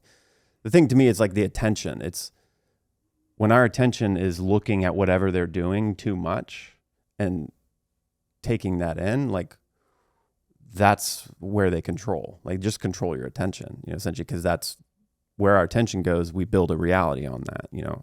It's so subtle. So I think that's the main, for me, that's the main tool that I'm looking at trying to use, is just like, where is my awareness and how much of it am I generating? And if I'm paying attention to something that I don't care for or I don't see it in my reality, then like stop paying attention to it. It's simply that. Just stop paying attention to it, you know. It's very hard, but. Do you think I'm saying I'm afraid of what they're doing?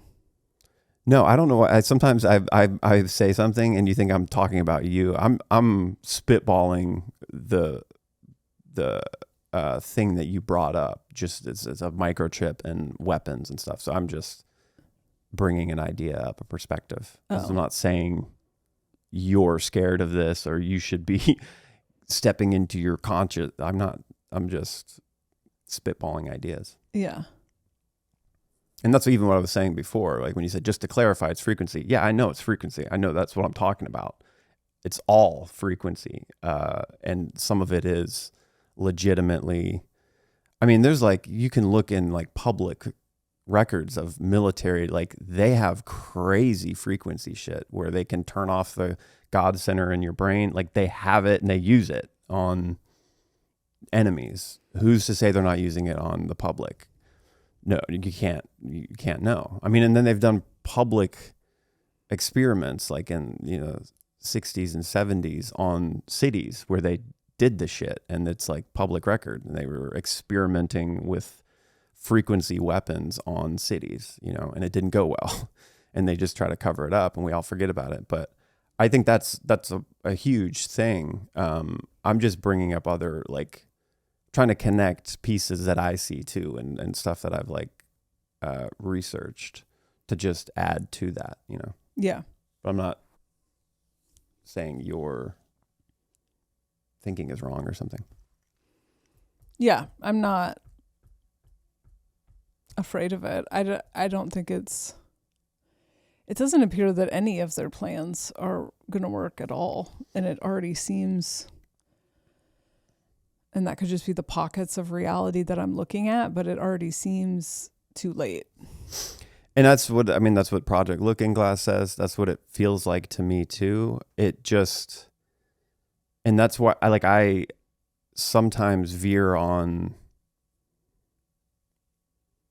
what's it worth talking about it sometimes. I think for like when we do on the podcast, it's interesting when we see certain things, we're like, oh, interesting. That's part of their plan because that correlates, it connects to a lot of other conspiracies or whatever. And so it's interesting to talk about it because it can provide like clarity on the macro game.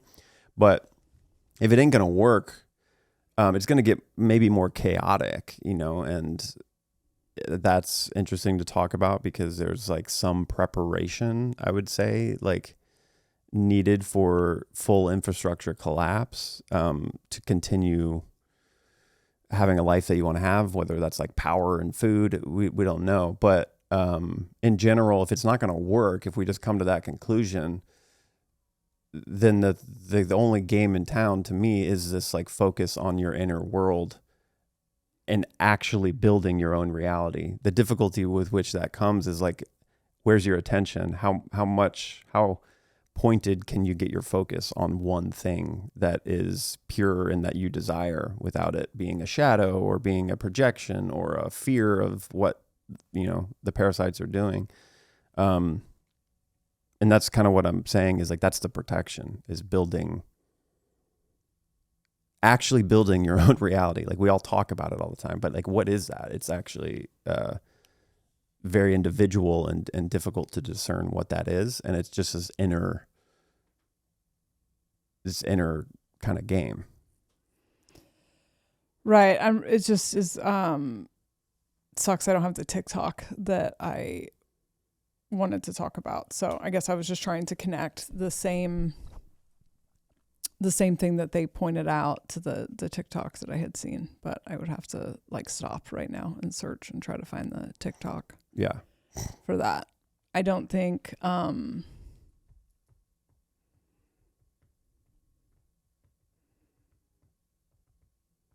don't know. I don't know that negates.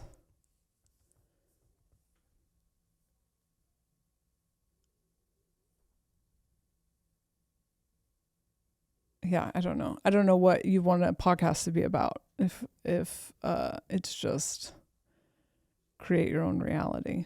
I'm not saying to not talk about it.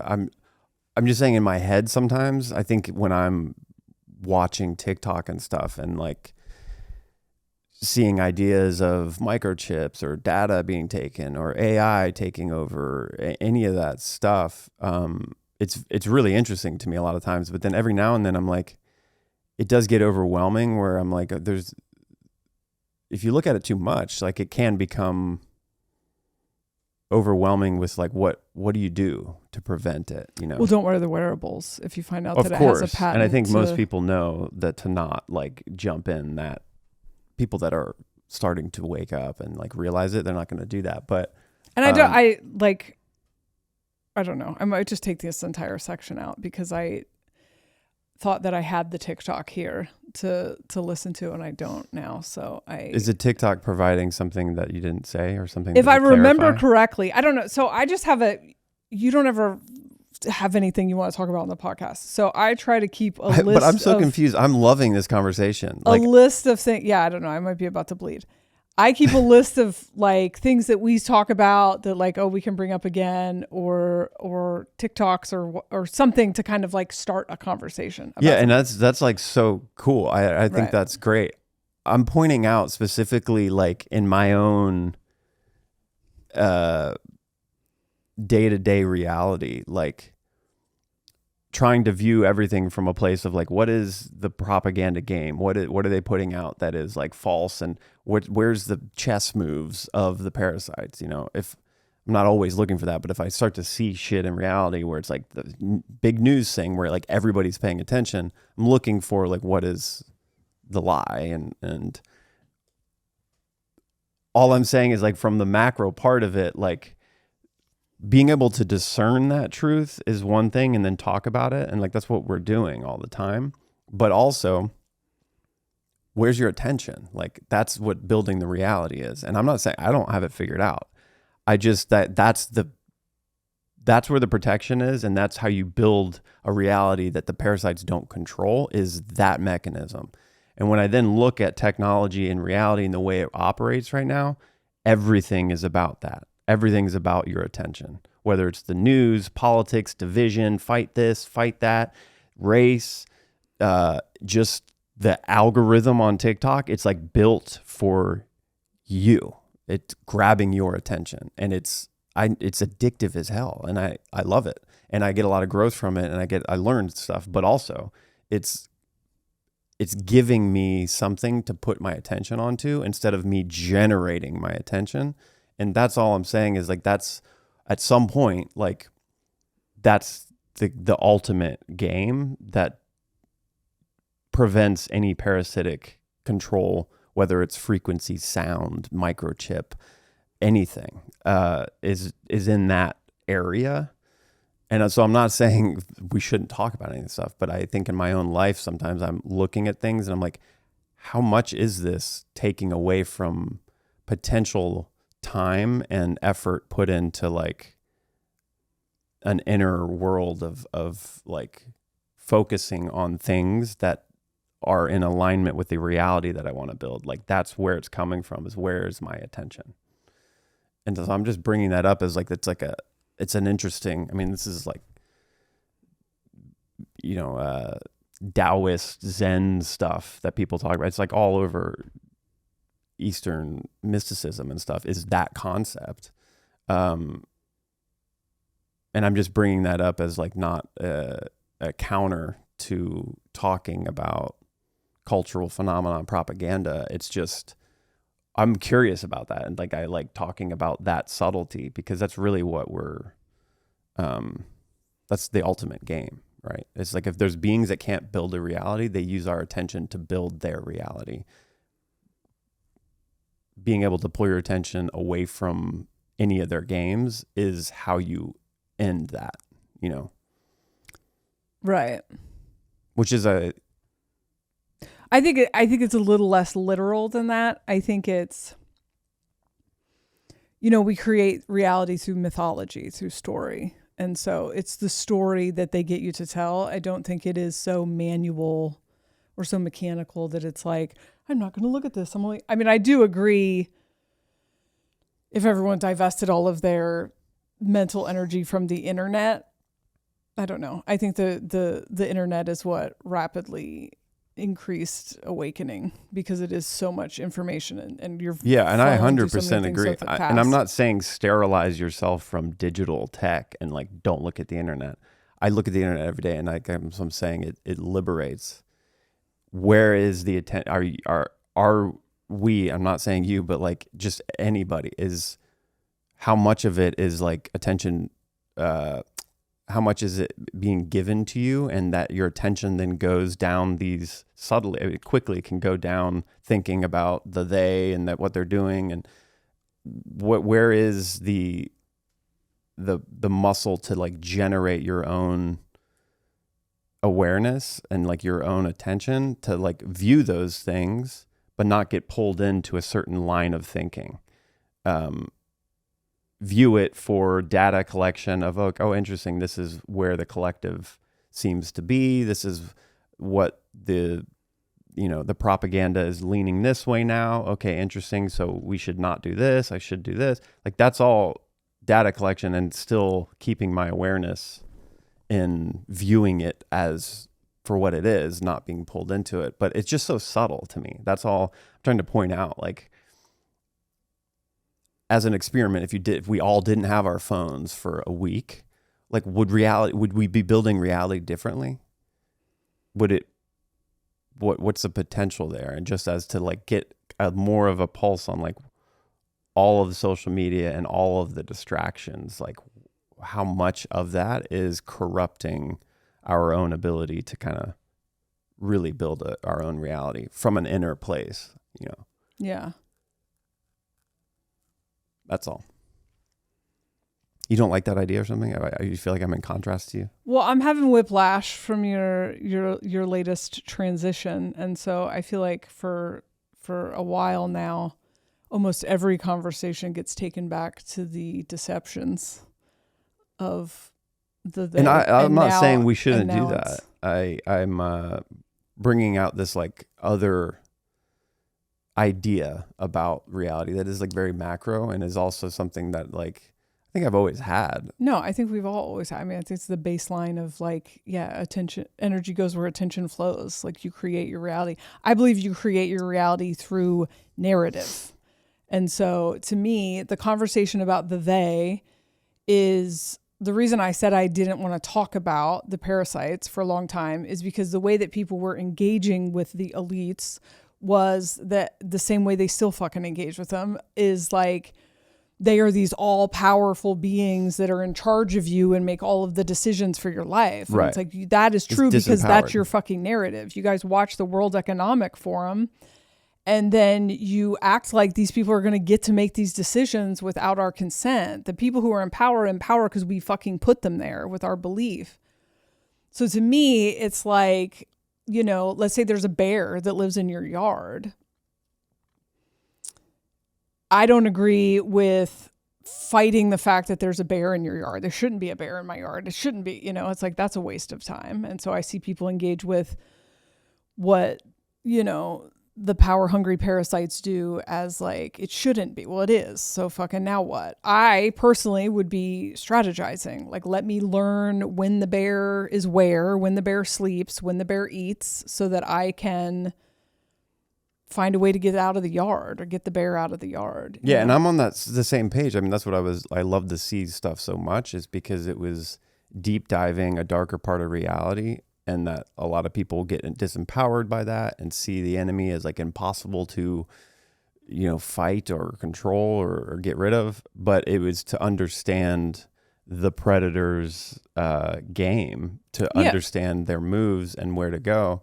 And I'm still upon that viewpoint. Like, I think that's what is really beneficial of the internet is you can see all the moves, and you can even see where the like subconscious, like asleep collective is still sucking at the teat of the they or government, like, you know, being disempowered. Yeah. So I just thought it was interesting, and it's kind of a useless conversation without the TikTok, but if I remember it correctly, and I'm sure I sent it to you, so I could just go look for it. But I just wanted to connect the things that the alien said about a technology that would be shifting the frequency in your aura, which is interesting. They call that ring the aura ring. It would like, I don't know, slow down your awakening process or stop you from even wanting to seek or whatever. And that there are, if this TikTok was correct, that there are potentially already things that we are engaging with, that they are already experimenting with that technology. Yeah, and that's all I was saying in that whole rant. And that's okay. So what I heard you saying was like, yeah, bro, we just shouldn't need to pay attention to them and create our own reality, which I don't even disagree with, but I just, it does not make for a podcast. You know yeah, what I mean? and that's not what I'm saying, because I've heard people say this many times, and it was like during COVID and during, can I even say that on here anymore? During whatever that was, you know, a lot of people had a lot of time on their hands and just got totally involved in listening to the news and reading the sides. And then a lot of spiritual people were like, just stop paying attention to it. Like, that's how they get you. Just like pull out completely and be zen and build your own reality. And I don't necessarily agree with like sterilization from all input. to build your own reality, because that's like living outside of reality. Like reality is happening right now and there's all this shit going on. Figure out how to navigate through it. And all I'm pointing to is like, that is like this, I guess, you know, like where the new rabbit hole is like brought more detailed like awareness to how much we like day to day in this hypnotization and kind of like the way that the reality is programmed, how much of that like prevents actually seeing reality for what it is. And it's those things of like identifying with the body, time, like just trying to conceive of a reality outside of time is so difficult because, you know, what day is it? What time is it? I got to eat. We're always looking at something that like anchors you in linear time. And so all of these things, like just the ideas of the way we see reality is a given programming that's like limiting.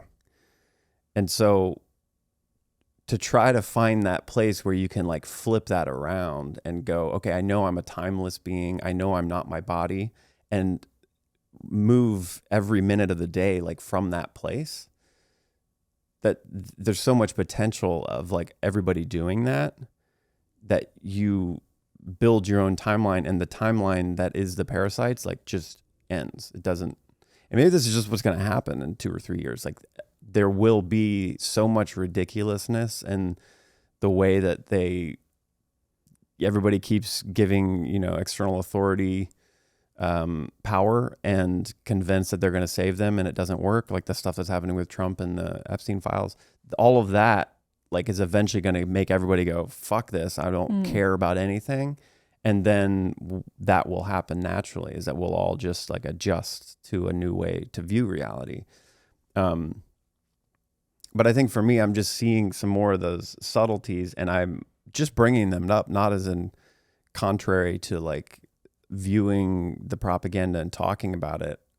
It's something that's just interesting to me, and I think about it when we like have these kind of conversations. I'm trying to kind of point to those ideas of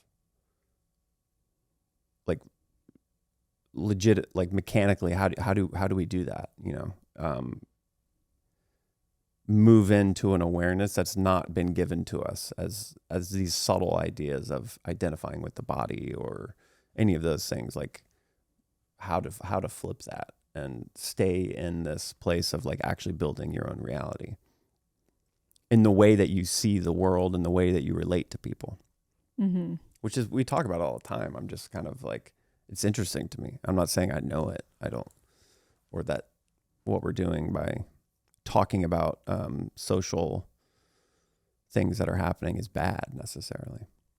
Yeah. Okay. Why are you so weird? No, I don't know where to take the conversation from there. I'm a little bit frustrated that the thing I grabbed out of here was something that I didn't, in fact, even have the reference for. It's a little bit annoying. But because I feel like this was something I found while I was on the treadmill, and I didn't even really, I'm not sure I really even. You sent it to me, the wearables thing. Yeah.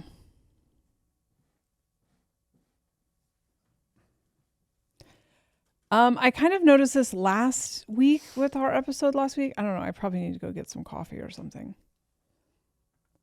But I don't know. I feel like when you have a new rabbit hole, we just need to do an episode on that rabbit hole first. No, I mean, that's fun, but we don't need to do that. I think I'm just always, whenever I'm down a new rabbit hole, like whatever is going on, I'm kind of looking through that lens. But then I'm actively not trying to just go like everything's through that lens. I'm trying to kind of balance it, but also bring up like, oh, this is really interesting though. I'm seeing this from a different direction. And so all I'm trying to do is like speak from that direction, not say, well, no, that's not right. This is what it is.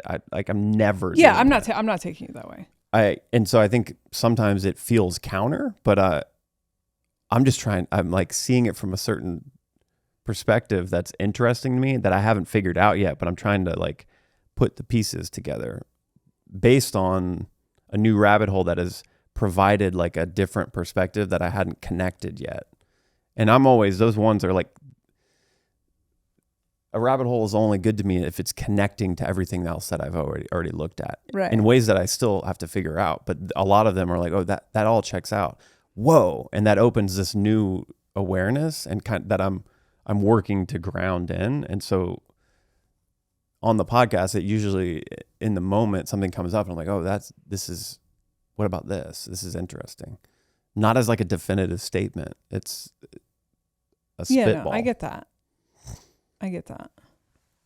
Because that's what I just, within our conversation, you did that like whole rant about the microchips. And then I was just offering another thing, but then you were like, wait, so you're saying I'm wrong? And I'm like, no, absolutely not.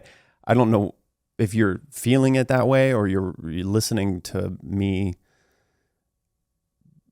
build my perspective and then assuming that what you said doesn't fit in it or is invalid because we're looking. No, I mean, I'm trying to figure out. Maybe I'm just being defensive, but it feels like it's a like complicated thing with these kind of conversations is because like multiple things are true at the same time. I feel like always we create our own reality. Always the lens through which we're looking at things is affecting the reality that we're experiencing, right? I feel like that is the baseline duh. It's like,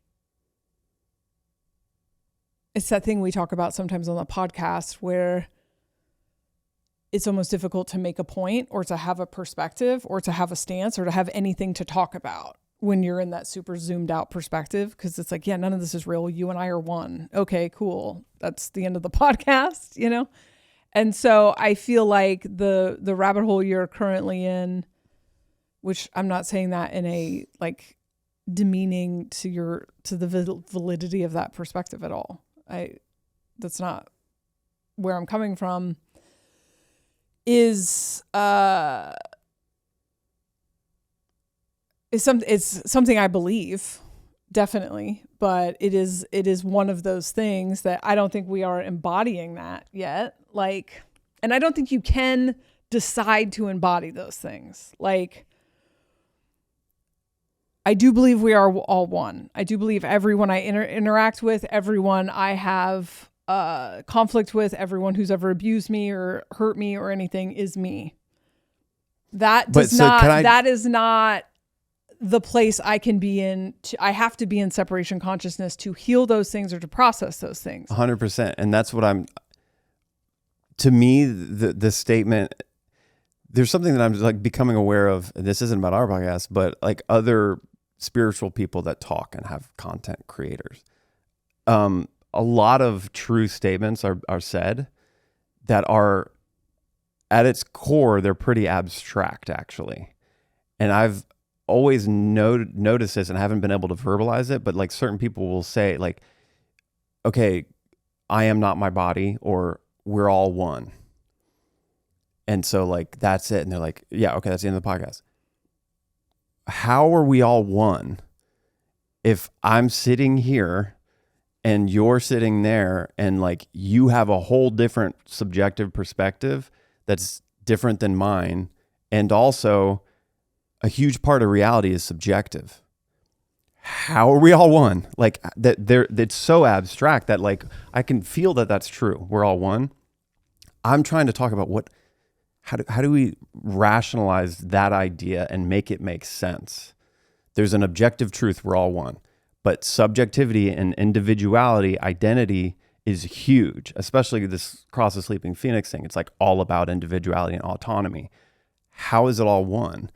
And so I have so many ideas and thoughts, and a lot of, every information I'm seeking is like always kind of going back to that. As we always say, it's like, yeah, you create your own reality, we're all one, but how do you get from like where we are in reality, where it's so diverse and separated and like a bunch of people disempowered trying to get into their empowered state?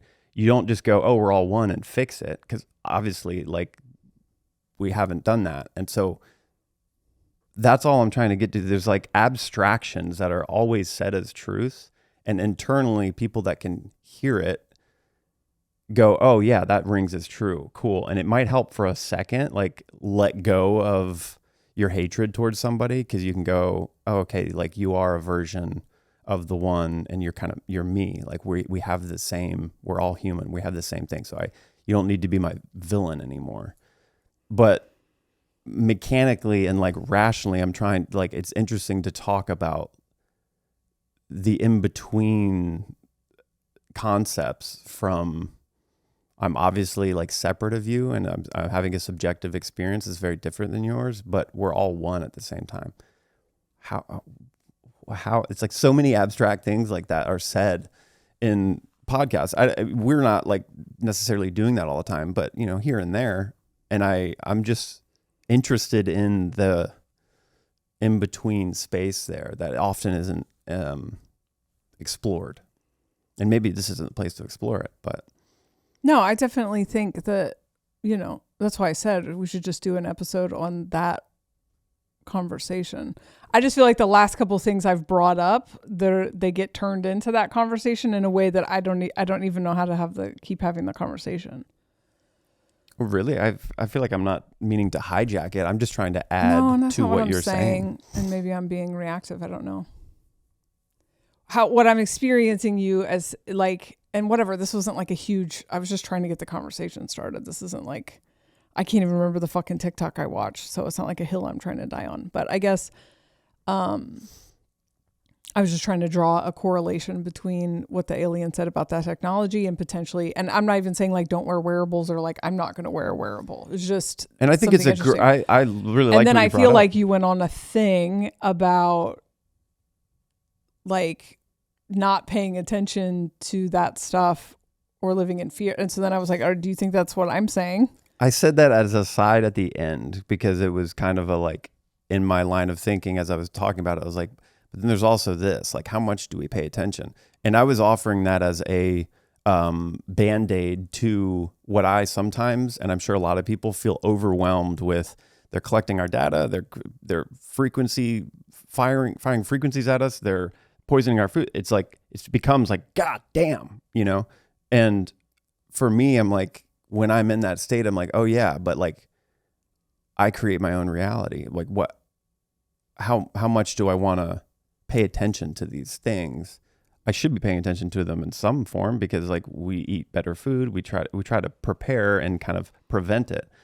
But then also it's like, isn't the core protection just like centering? I find that for me, the core protection is that my body won't participate in things that I'm not supposed to participate in. Yeah. And that's my body has like, I cannot be around artificial fragrances way before anybody was saying they were bad for you. I like can't be around them without getting a headache. So that's just kind of what I'm saying with the Wi-Fi is like, I'm told that Wi-Fi is bad for you. And it wasn't until recently that I was like, you know what? I don't feel bad around Wi-Fi. And maybe I'm just desensitized to it, but my body is so sensitive that's like, it doesn't matter whether or not I mentally believe sugar is bad. My body has a horrible reaction to it. My body has a horrible reaction to most substances, you know. My body has a horrible reaction to fluorescent lighting and a lot of LED lighting, and I can't, you know. So my body's sensitivity, and I would imagine if I tried to wear a wearable, I would find that my body doesn't like it. Yeah. And so, you know, this was kind of more of a, just kind of a. And I mean, I enjoy that conversation. I was just adding myself to it. I feel like I only said the like, let's not pay attention. I didn't even say it that definitively. I'm just saying, isn't that like, I think that's the ultimate protection of all of this, instead of being like, we shouldn't have Wi-Fi, because does the Wi-Fi not affect us because we're just at a certain frequency where it like doesn't matter? Right. And that's what I'm saying with all of it. Like, does any of it matter if your frequency is above the control of that like the frequency is only going to control certain things. If your frequency is above, it doesn't affect it. How far does that go? Oh, I'm a creator of my own reality. If I don't pay attention to it, it doesn't affect me. That's all. Like, just, it's a thing to throw out. It's not to say any of this is false or we shouldn't talk about it. I mean, yeah, it's a paradox. Like, we shouldn't talk about it if you want to create your own reality. But I'm not saying do that or we wouldn't have a podcast. We'd just be sitting on a fucking mountaintop like this. Yeah. So it's part of the game. Like, you got to be engaged in the game, and I'm all for it. Like, I want to be in this game and see it through. which means you have to watch things, you have to engage. But just throwing out this, like, there's also that part of reality, right? That's what it means. You create your own reality. You want to create a reality with all of them in you, in your reality, like doing frequency stuff and doing, it's a thing. I don't know, but I'm not saying it's like right or wrong. It's yeah. I think the thing that's funny is we started out this podcast talking about how this is a glimpse into how these conversations go. And it's funny that this is just sometimes how these conversations go. Like sometimes we'll just, one of us is on one trip, the other one's on another trip, and or like, I don't know, I might be feeling sensitive or something. I need a minute by myself to figure that out. But there's a good percentage of the time that this is just, it's like so awesome to live with someone who's awake and into this stuff. But there are some times where where one of us wants to go with the conversation is just not compatible with where the other person is. Yeah, when it's not, because we've definitely had the inverse of conversations. We've had conversations where you're like, look at what they're doing now. And I'm like, we get to decide what band of frequency we were on. We're not even on that band of frequency. So it's like, I get it. I'm not. And I, just as aside from that too, I mean, the other day, like when I think this is what happens. You have two conscious people living together, and we're both trying to understand more about ourselves, about reality in different ways. Obviously, it's like I'm reading books and listening to podcasts like a fucking crazy nerd, like all day. And then, you're looking into social stuff that's happening in TikTok and we're just doing it in different ways. And so sometimes we'll like blast off into a certain knowing or some new rabbit hole, and then when we try to talk about them like this, they'll be super contrary.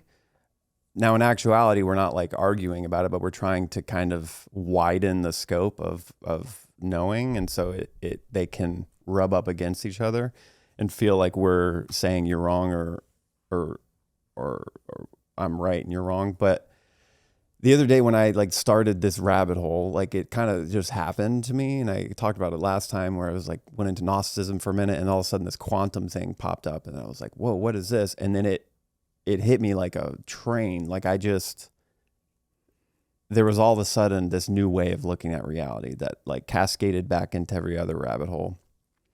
And it was really cool. And it was something that you can't like explain in words. It was just like, oh my God, this is how, okay, whoa, this is so interesting.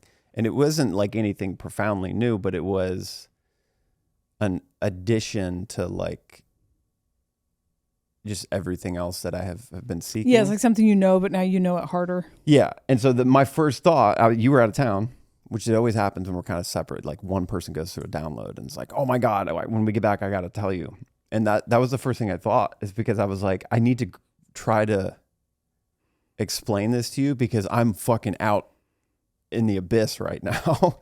And I want to be able to like be grounded with you, Yeah. When you have a big download, you feel like we are not connected until you've like gotten me to see it.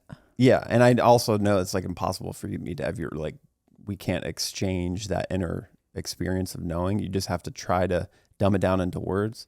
And I think that's what I was trying to do, because these kind of things happen where I don't want to come in being like, okay, well, yeah, I've got this new idea, and then it just squashes whatever you were talking about. It's not what I'm trying to do. I'm trying to add something, but sometimes maybe it's coming from a different perspective that is a little too far out and contrary. I still think it's great content. It's great podcast stuff, but sometimes when we're talking, it does get like frustrating. Yeah. I mean, I'm not frustrated. I'm having a ball. I think these are the fringes of understanding, and like kind of tension is always where the good stuff happens, But yeah. Well, and I can't even remember what happened in the conversation last week, but I remember like, I felt like whatever I was trying to talk about, I don't remember what the first half of the podcast was about, but when I started trying to talk about the Peter Thiel Technocrat stuff, I was once again just trying to like connect. I think what I'm very into is the progress of the human awakening, not just like my own awakening, but the human awakening, And there's something very futuristic about me, and that's like in my astrology. I have a lot of like futuristic stuff. And so there is something that like scratches an itch for me in like, not like predicting, but kind of like forecasting where it's going to go and then seeing how those forecasts are going to go. And I think that I am also like, I'm just like, as individual as I am very invested in like the collective. I guess I do have a lot of collective wiring. And so a lot of times where I'm at is more, I don't know, sociologically invested than like ideas necessarily. I was like, if there is ideas, I want to talk about consciousness things from the perspective of like where tangible things, so they're not just like pie in the sky ideas. I want to like, what's an example of that? Like what's a metaphor for that? What is like a tangible, usable thing in your life, or like a usable reference to that is just like what I'm more kind of drawn to. And I think where I was trying to go in that conversation, and I intended for it to include this kind of wearables thing, was like, I'm also interested in what culture is afraid of, and so I see a lot of things, a lot of people afraid of this agenda. And so I think that's like where I was trying to take that conversation. I'm not afraid of that agenda, but as a fear motivated person, I am part of what makes me comfortable in things and makes me not afraid of things, I guess, is to fully understand them and to almost have like a side plan or whatever. And so I guess where I was kind of trying to go with that, and once again, I also don't feel like I've researched it enough to feel comfortable talking about it. So you might just be reflecting back my own like not feeling stable in the conversation. But just to me, what is interesting is the way that the government, the failing government, the Christian nationalists, the technocrats, like how these people are coming together and kind of using each other for their own aims, and also kind of like plotting their own destruction and not realizing it. And right. Then all of their plans and the things they're trying to pull off, that's just very interesting to me. It's kind of funny to me.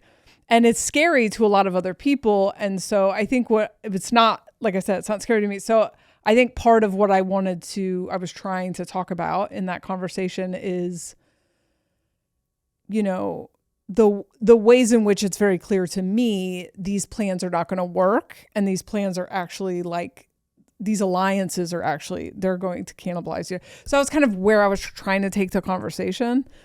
And for me, I don't feel out of my power in any of this stuff. And for a long time, I didn't talk about it because it was annoying to talk about it to people who are out of their power because they give too much power to these dumb fucks. And then I can't remember where the conversation went, but it went into this kind of more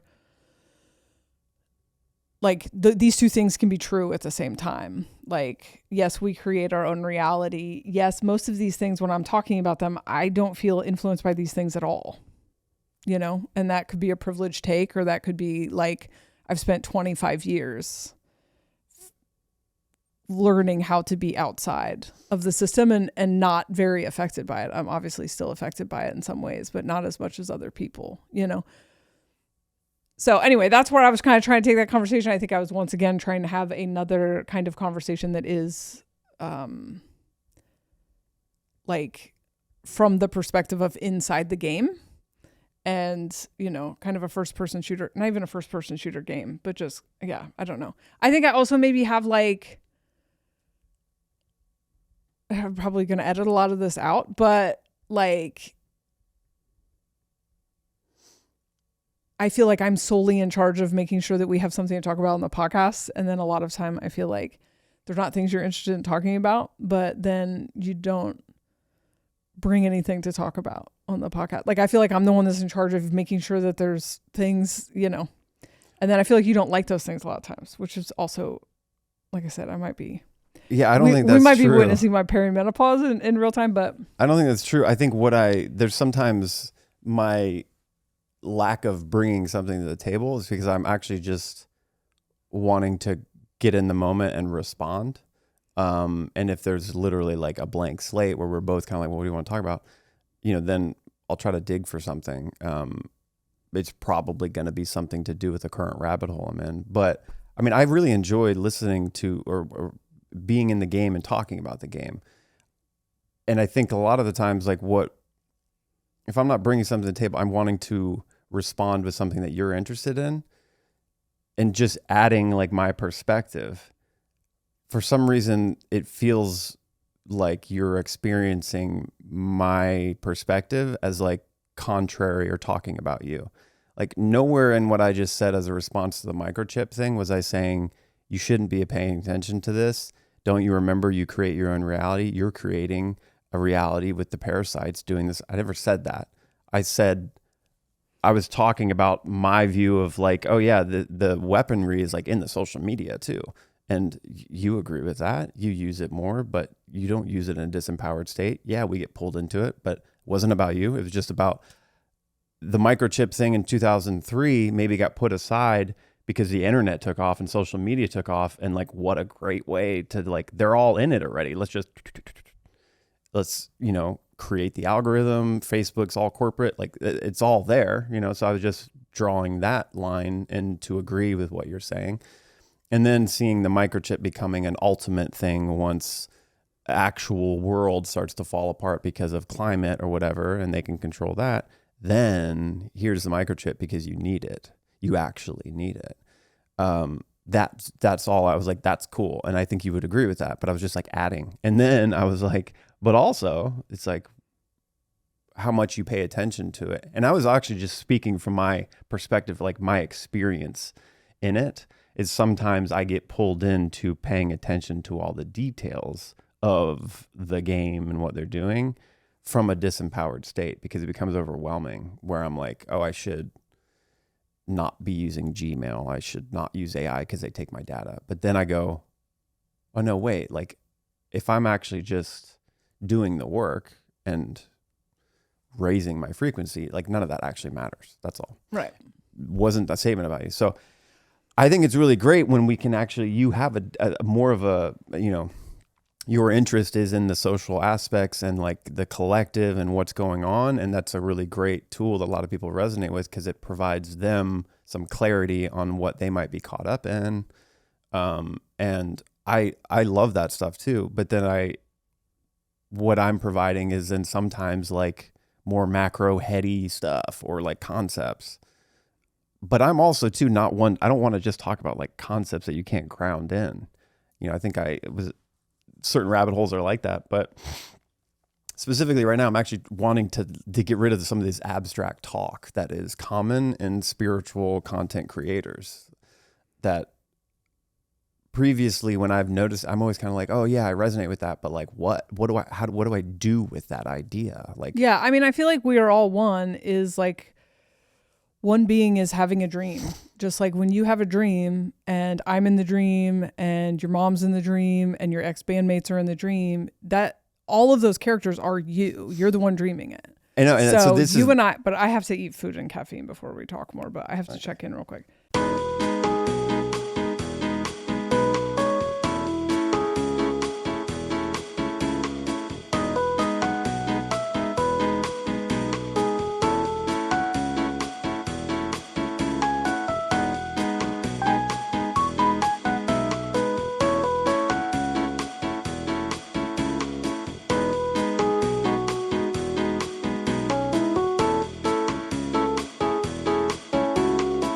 Okay, so we just needed a quick 4-day break.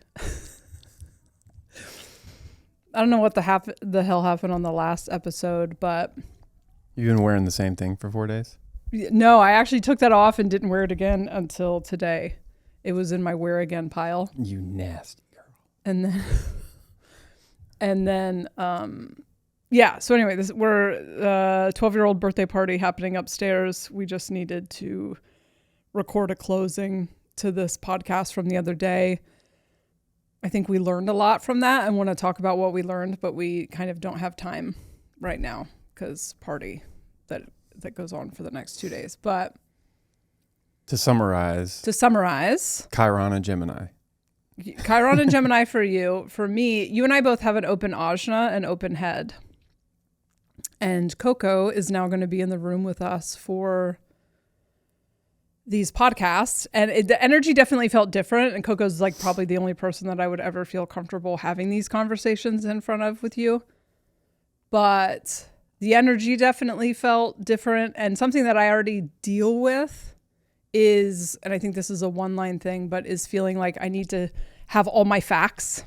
I need to understand every aspect of something before I talk about it. And I was planning on just riffing on this TikTok that I have since found. I was planning on just riffing on this TikTok, but then like halfway through, I realized I didn't have the TikTok. And so I was melting down inside of myself. And then I guess when you have an ajna, she has a defined ajna. So that just makes it makes it worse. It makes my conditioning more intense. Yeah. So I was mostly melting down about not having the TikTok. So I felt like I didn't even really have anything to talk about. And then when you started talking about just stuff kind of from this other perspective, I don't know. I think that panic that I was feeling, or the weirdness I was feeling, kind of derailed you. Yeah, like I was derailed by my own not having the video. And so then when you started talking about, you know, we don't need to engage with this stuff, but you weren't talking about us or whatever. Like I was like, are you telling me not to engage? Like I like truly didn't know if that's what you were saying. Yeah. But I think it brings up an interesting thing about consciousness,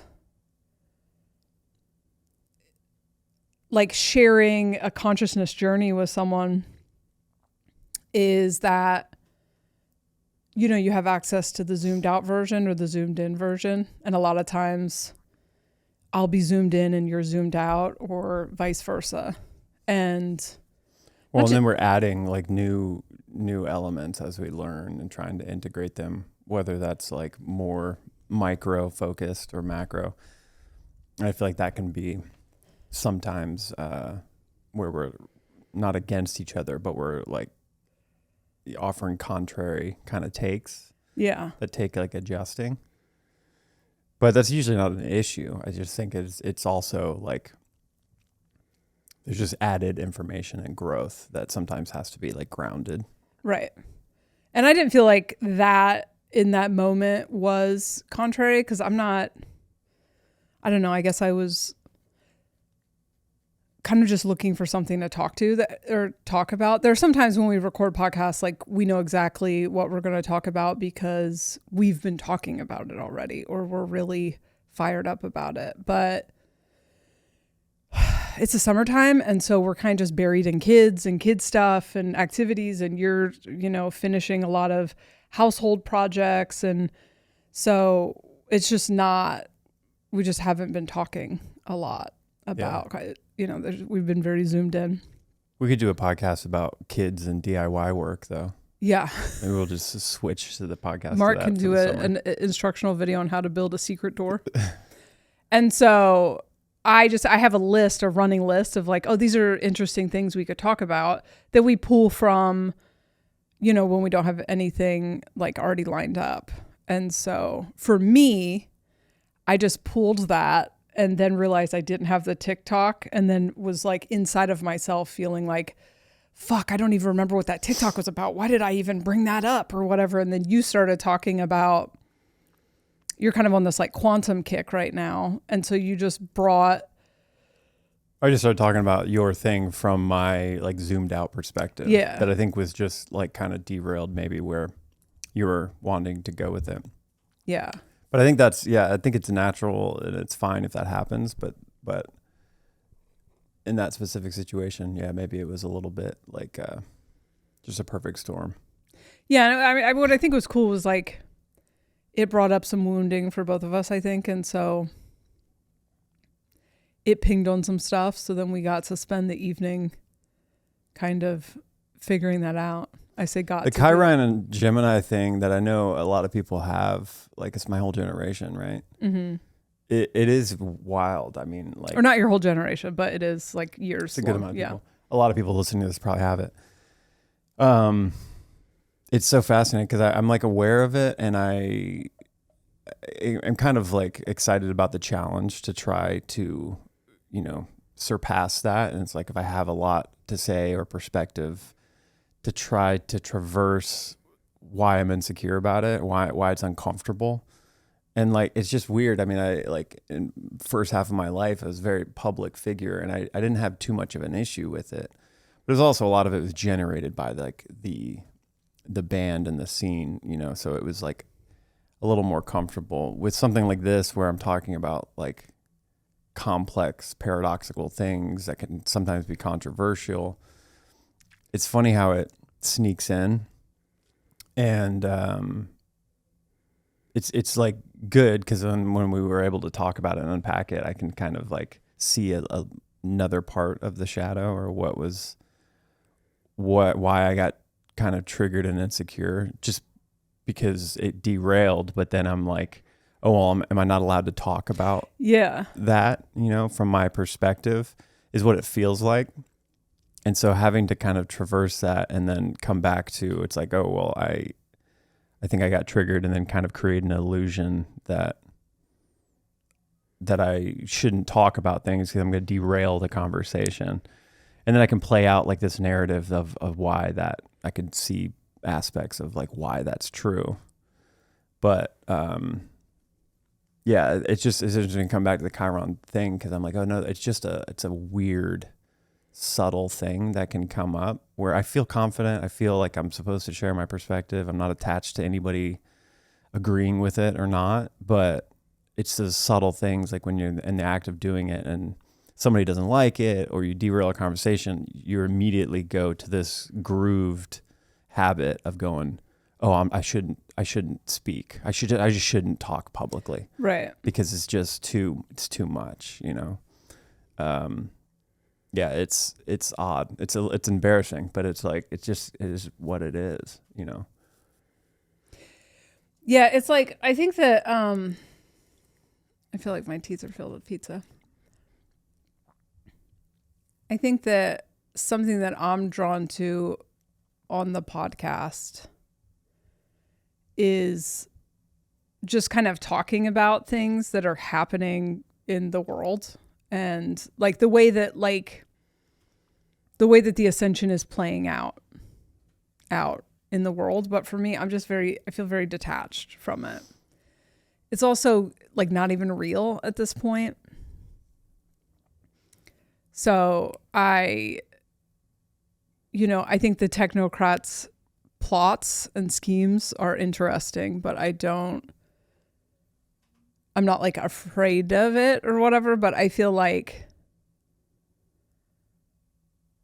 we just kind of slightly missed each other there. I think if I had the TikTok, then I would have landed some sort of plane of what my point was. But because I didn't have the reference material, and at that point I couldn't even really remember what it was, when I found it, I was like, oh yeah, there was like 20 interesting places that conversation could have gone.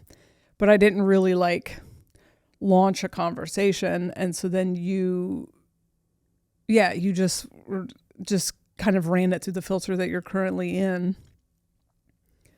And they're both like, it was like a valid response, but. Well, and it bumps up against this, like, what is a constant narrative in people that are on a path of figuring themselves out, knowing themselves, knowing reality, and then wanting to engage in some of the, like, it's almost like we're, in some ways, like the sideline commentators on the game of Ascension, where it's like, oh, this is what's happening, but we're not engaged in the game. We're just, and that's useful for a lot of people that, maybe don't see it the way we see it, or just to exchange perspectives on what is going on in the game. But then there's this core part that I think is a challenge for people that are on a path and then they want to share stuff, is how much do you talk about the game that is also a distraction? And so there's like a balance of talking about certain things, but then also having to realize, like, am I, the act of me talking about it, creating more people to pay attention to it that might not be out of the game necessarily? And, you know, it's just riding that line of how much do you talk about the news and all this stuff versus these more macro things where it's like, just disengage. And I'm not for either necessarily, but I think in this specific situation, that's kind of the trauma that came up, is like, I am in a perspective right now that's very macro, and still love talking about the technocrats and AI and everything that's going on. But I'm also like dealing with, but like I am creating this reality where I'm tethered to it. Even if I'm out of it, I claim I'm out of it and I'm just watching it, there is like a certain little aspect of it that the more I talk about it and pay attention to it, it's just still there. And so I think that's also like what is interesting about the last conversation. I mean, because it comes up a lot, you know, with creators that are first wanting to talk about that stuff, but then get to a place where they're like, I'm only going to talk about self-empowered healing. Fuck all the news and the noise. And those can be kind of boring, to be honest.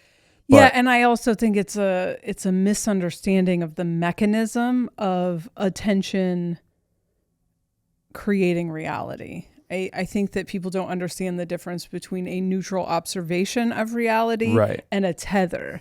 And you actually tether to things when you go la la la la la. Yeah, la. You actually tether subtle to it. So I would love to do a whole episode on that. Maybe it would go along with, you know, the rabbit hole that you're in. I think it will. And because I also, you know, a contrary take, you could say it's like looking at the pieces of the game and seeing through it, seeing it's propaganda or seeing it's a trick, is also creating an alternate reality where they don't have control. So that's also important.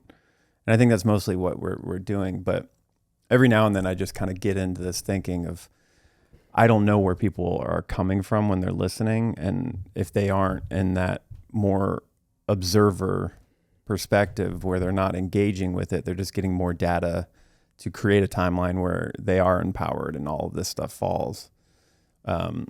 Sometimes I want to go full, like, just not do it, you know? Yeah. But it is like, well, then why do you have podcasts? What do you talk about? I mean, there's always self-healing stuff. And I think this wormhole, rabbit hole, whatever,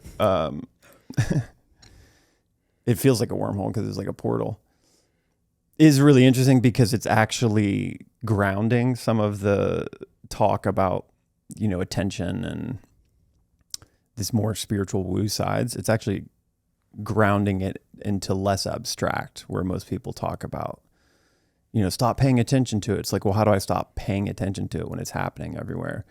So we can get to that at some point, but that's also why I'm like kind of doing it more to myself and being a little more critical of like where my attention goes. Because it seems like a bridge. There is like a bridge now. Well, at least in this new rabbit hole that I'm seeing, that's what it seems like. But I'm sure we'll get into that on another podcast. Yeah, maybe next week. All right. Well, it sounds crazy upstairs. So Mark has sessions, I think. Yeah, I think I need to open up some more. I think I only had it open until July, so I'm going to open some more up soon for August. Okay. I'm about to open mine up for August. There won't be many. I'll try to open those up before I put this out. And then we'll have a new Patreon in August? Yeah, starting August 1st. We'll be doing a monthly live stream on the Patreon, but I think that's a $7 tier, and the $0 tier is where you can get like a discussion thread for each podcast where we're listing the, you know, showing the TikToks and stuff. I'll post the TikTok that wasn't on this episode. Yeah, I feel like this episode was about 20 things and 0 at the same time, but we simply don't have any time to record another one. So this is what it is. All right, love you. Bye. Bye.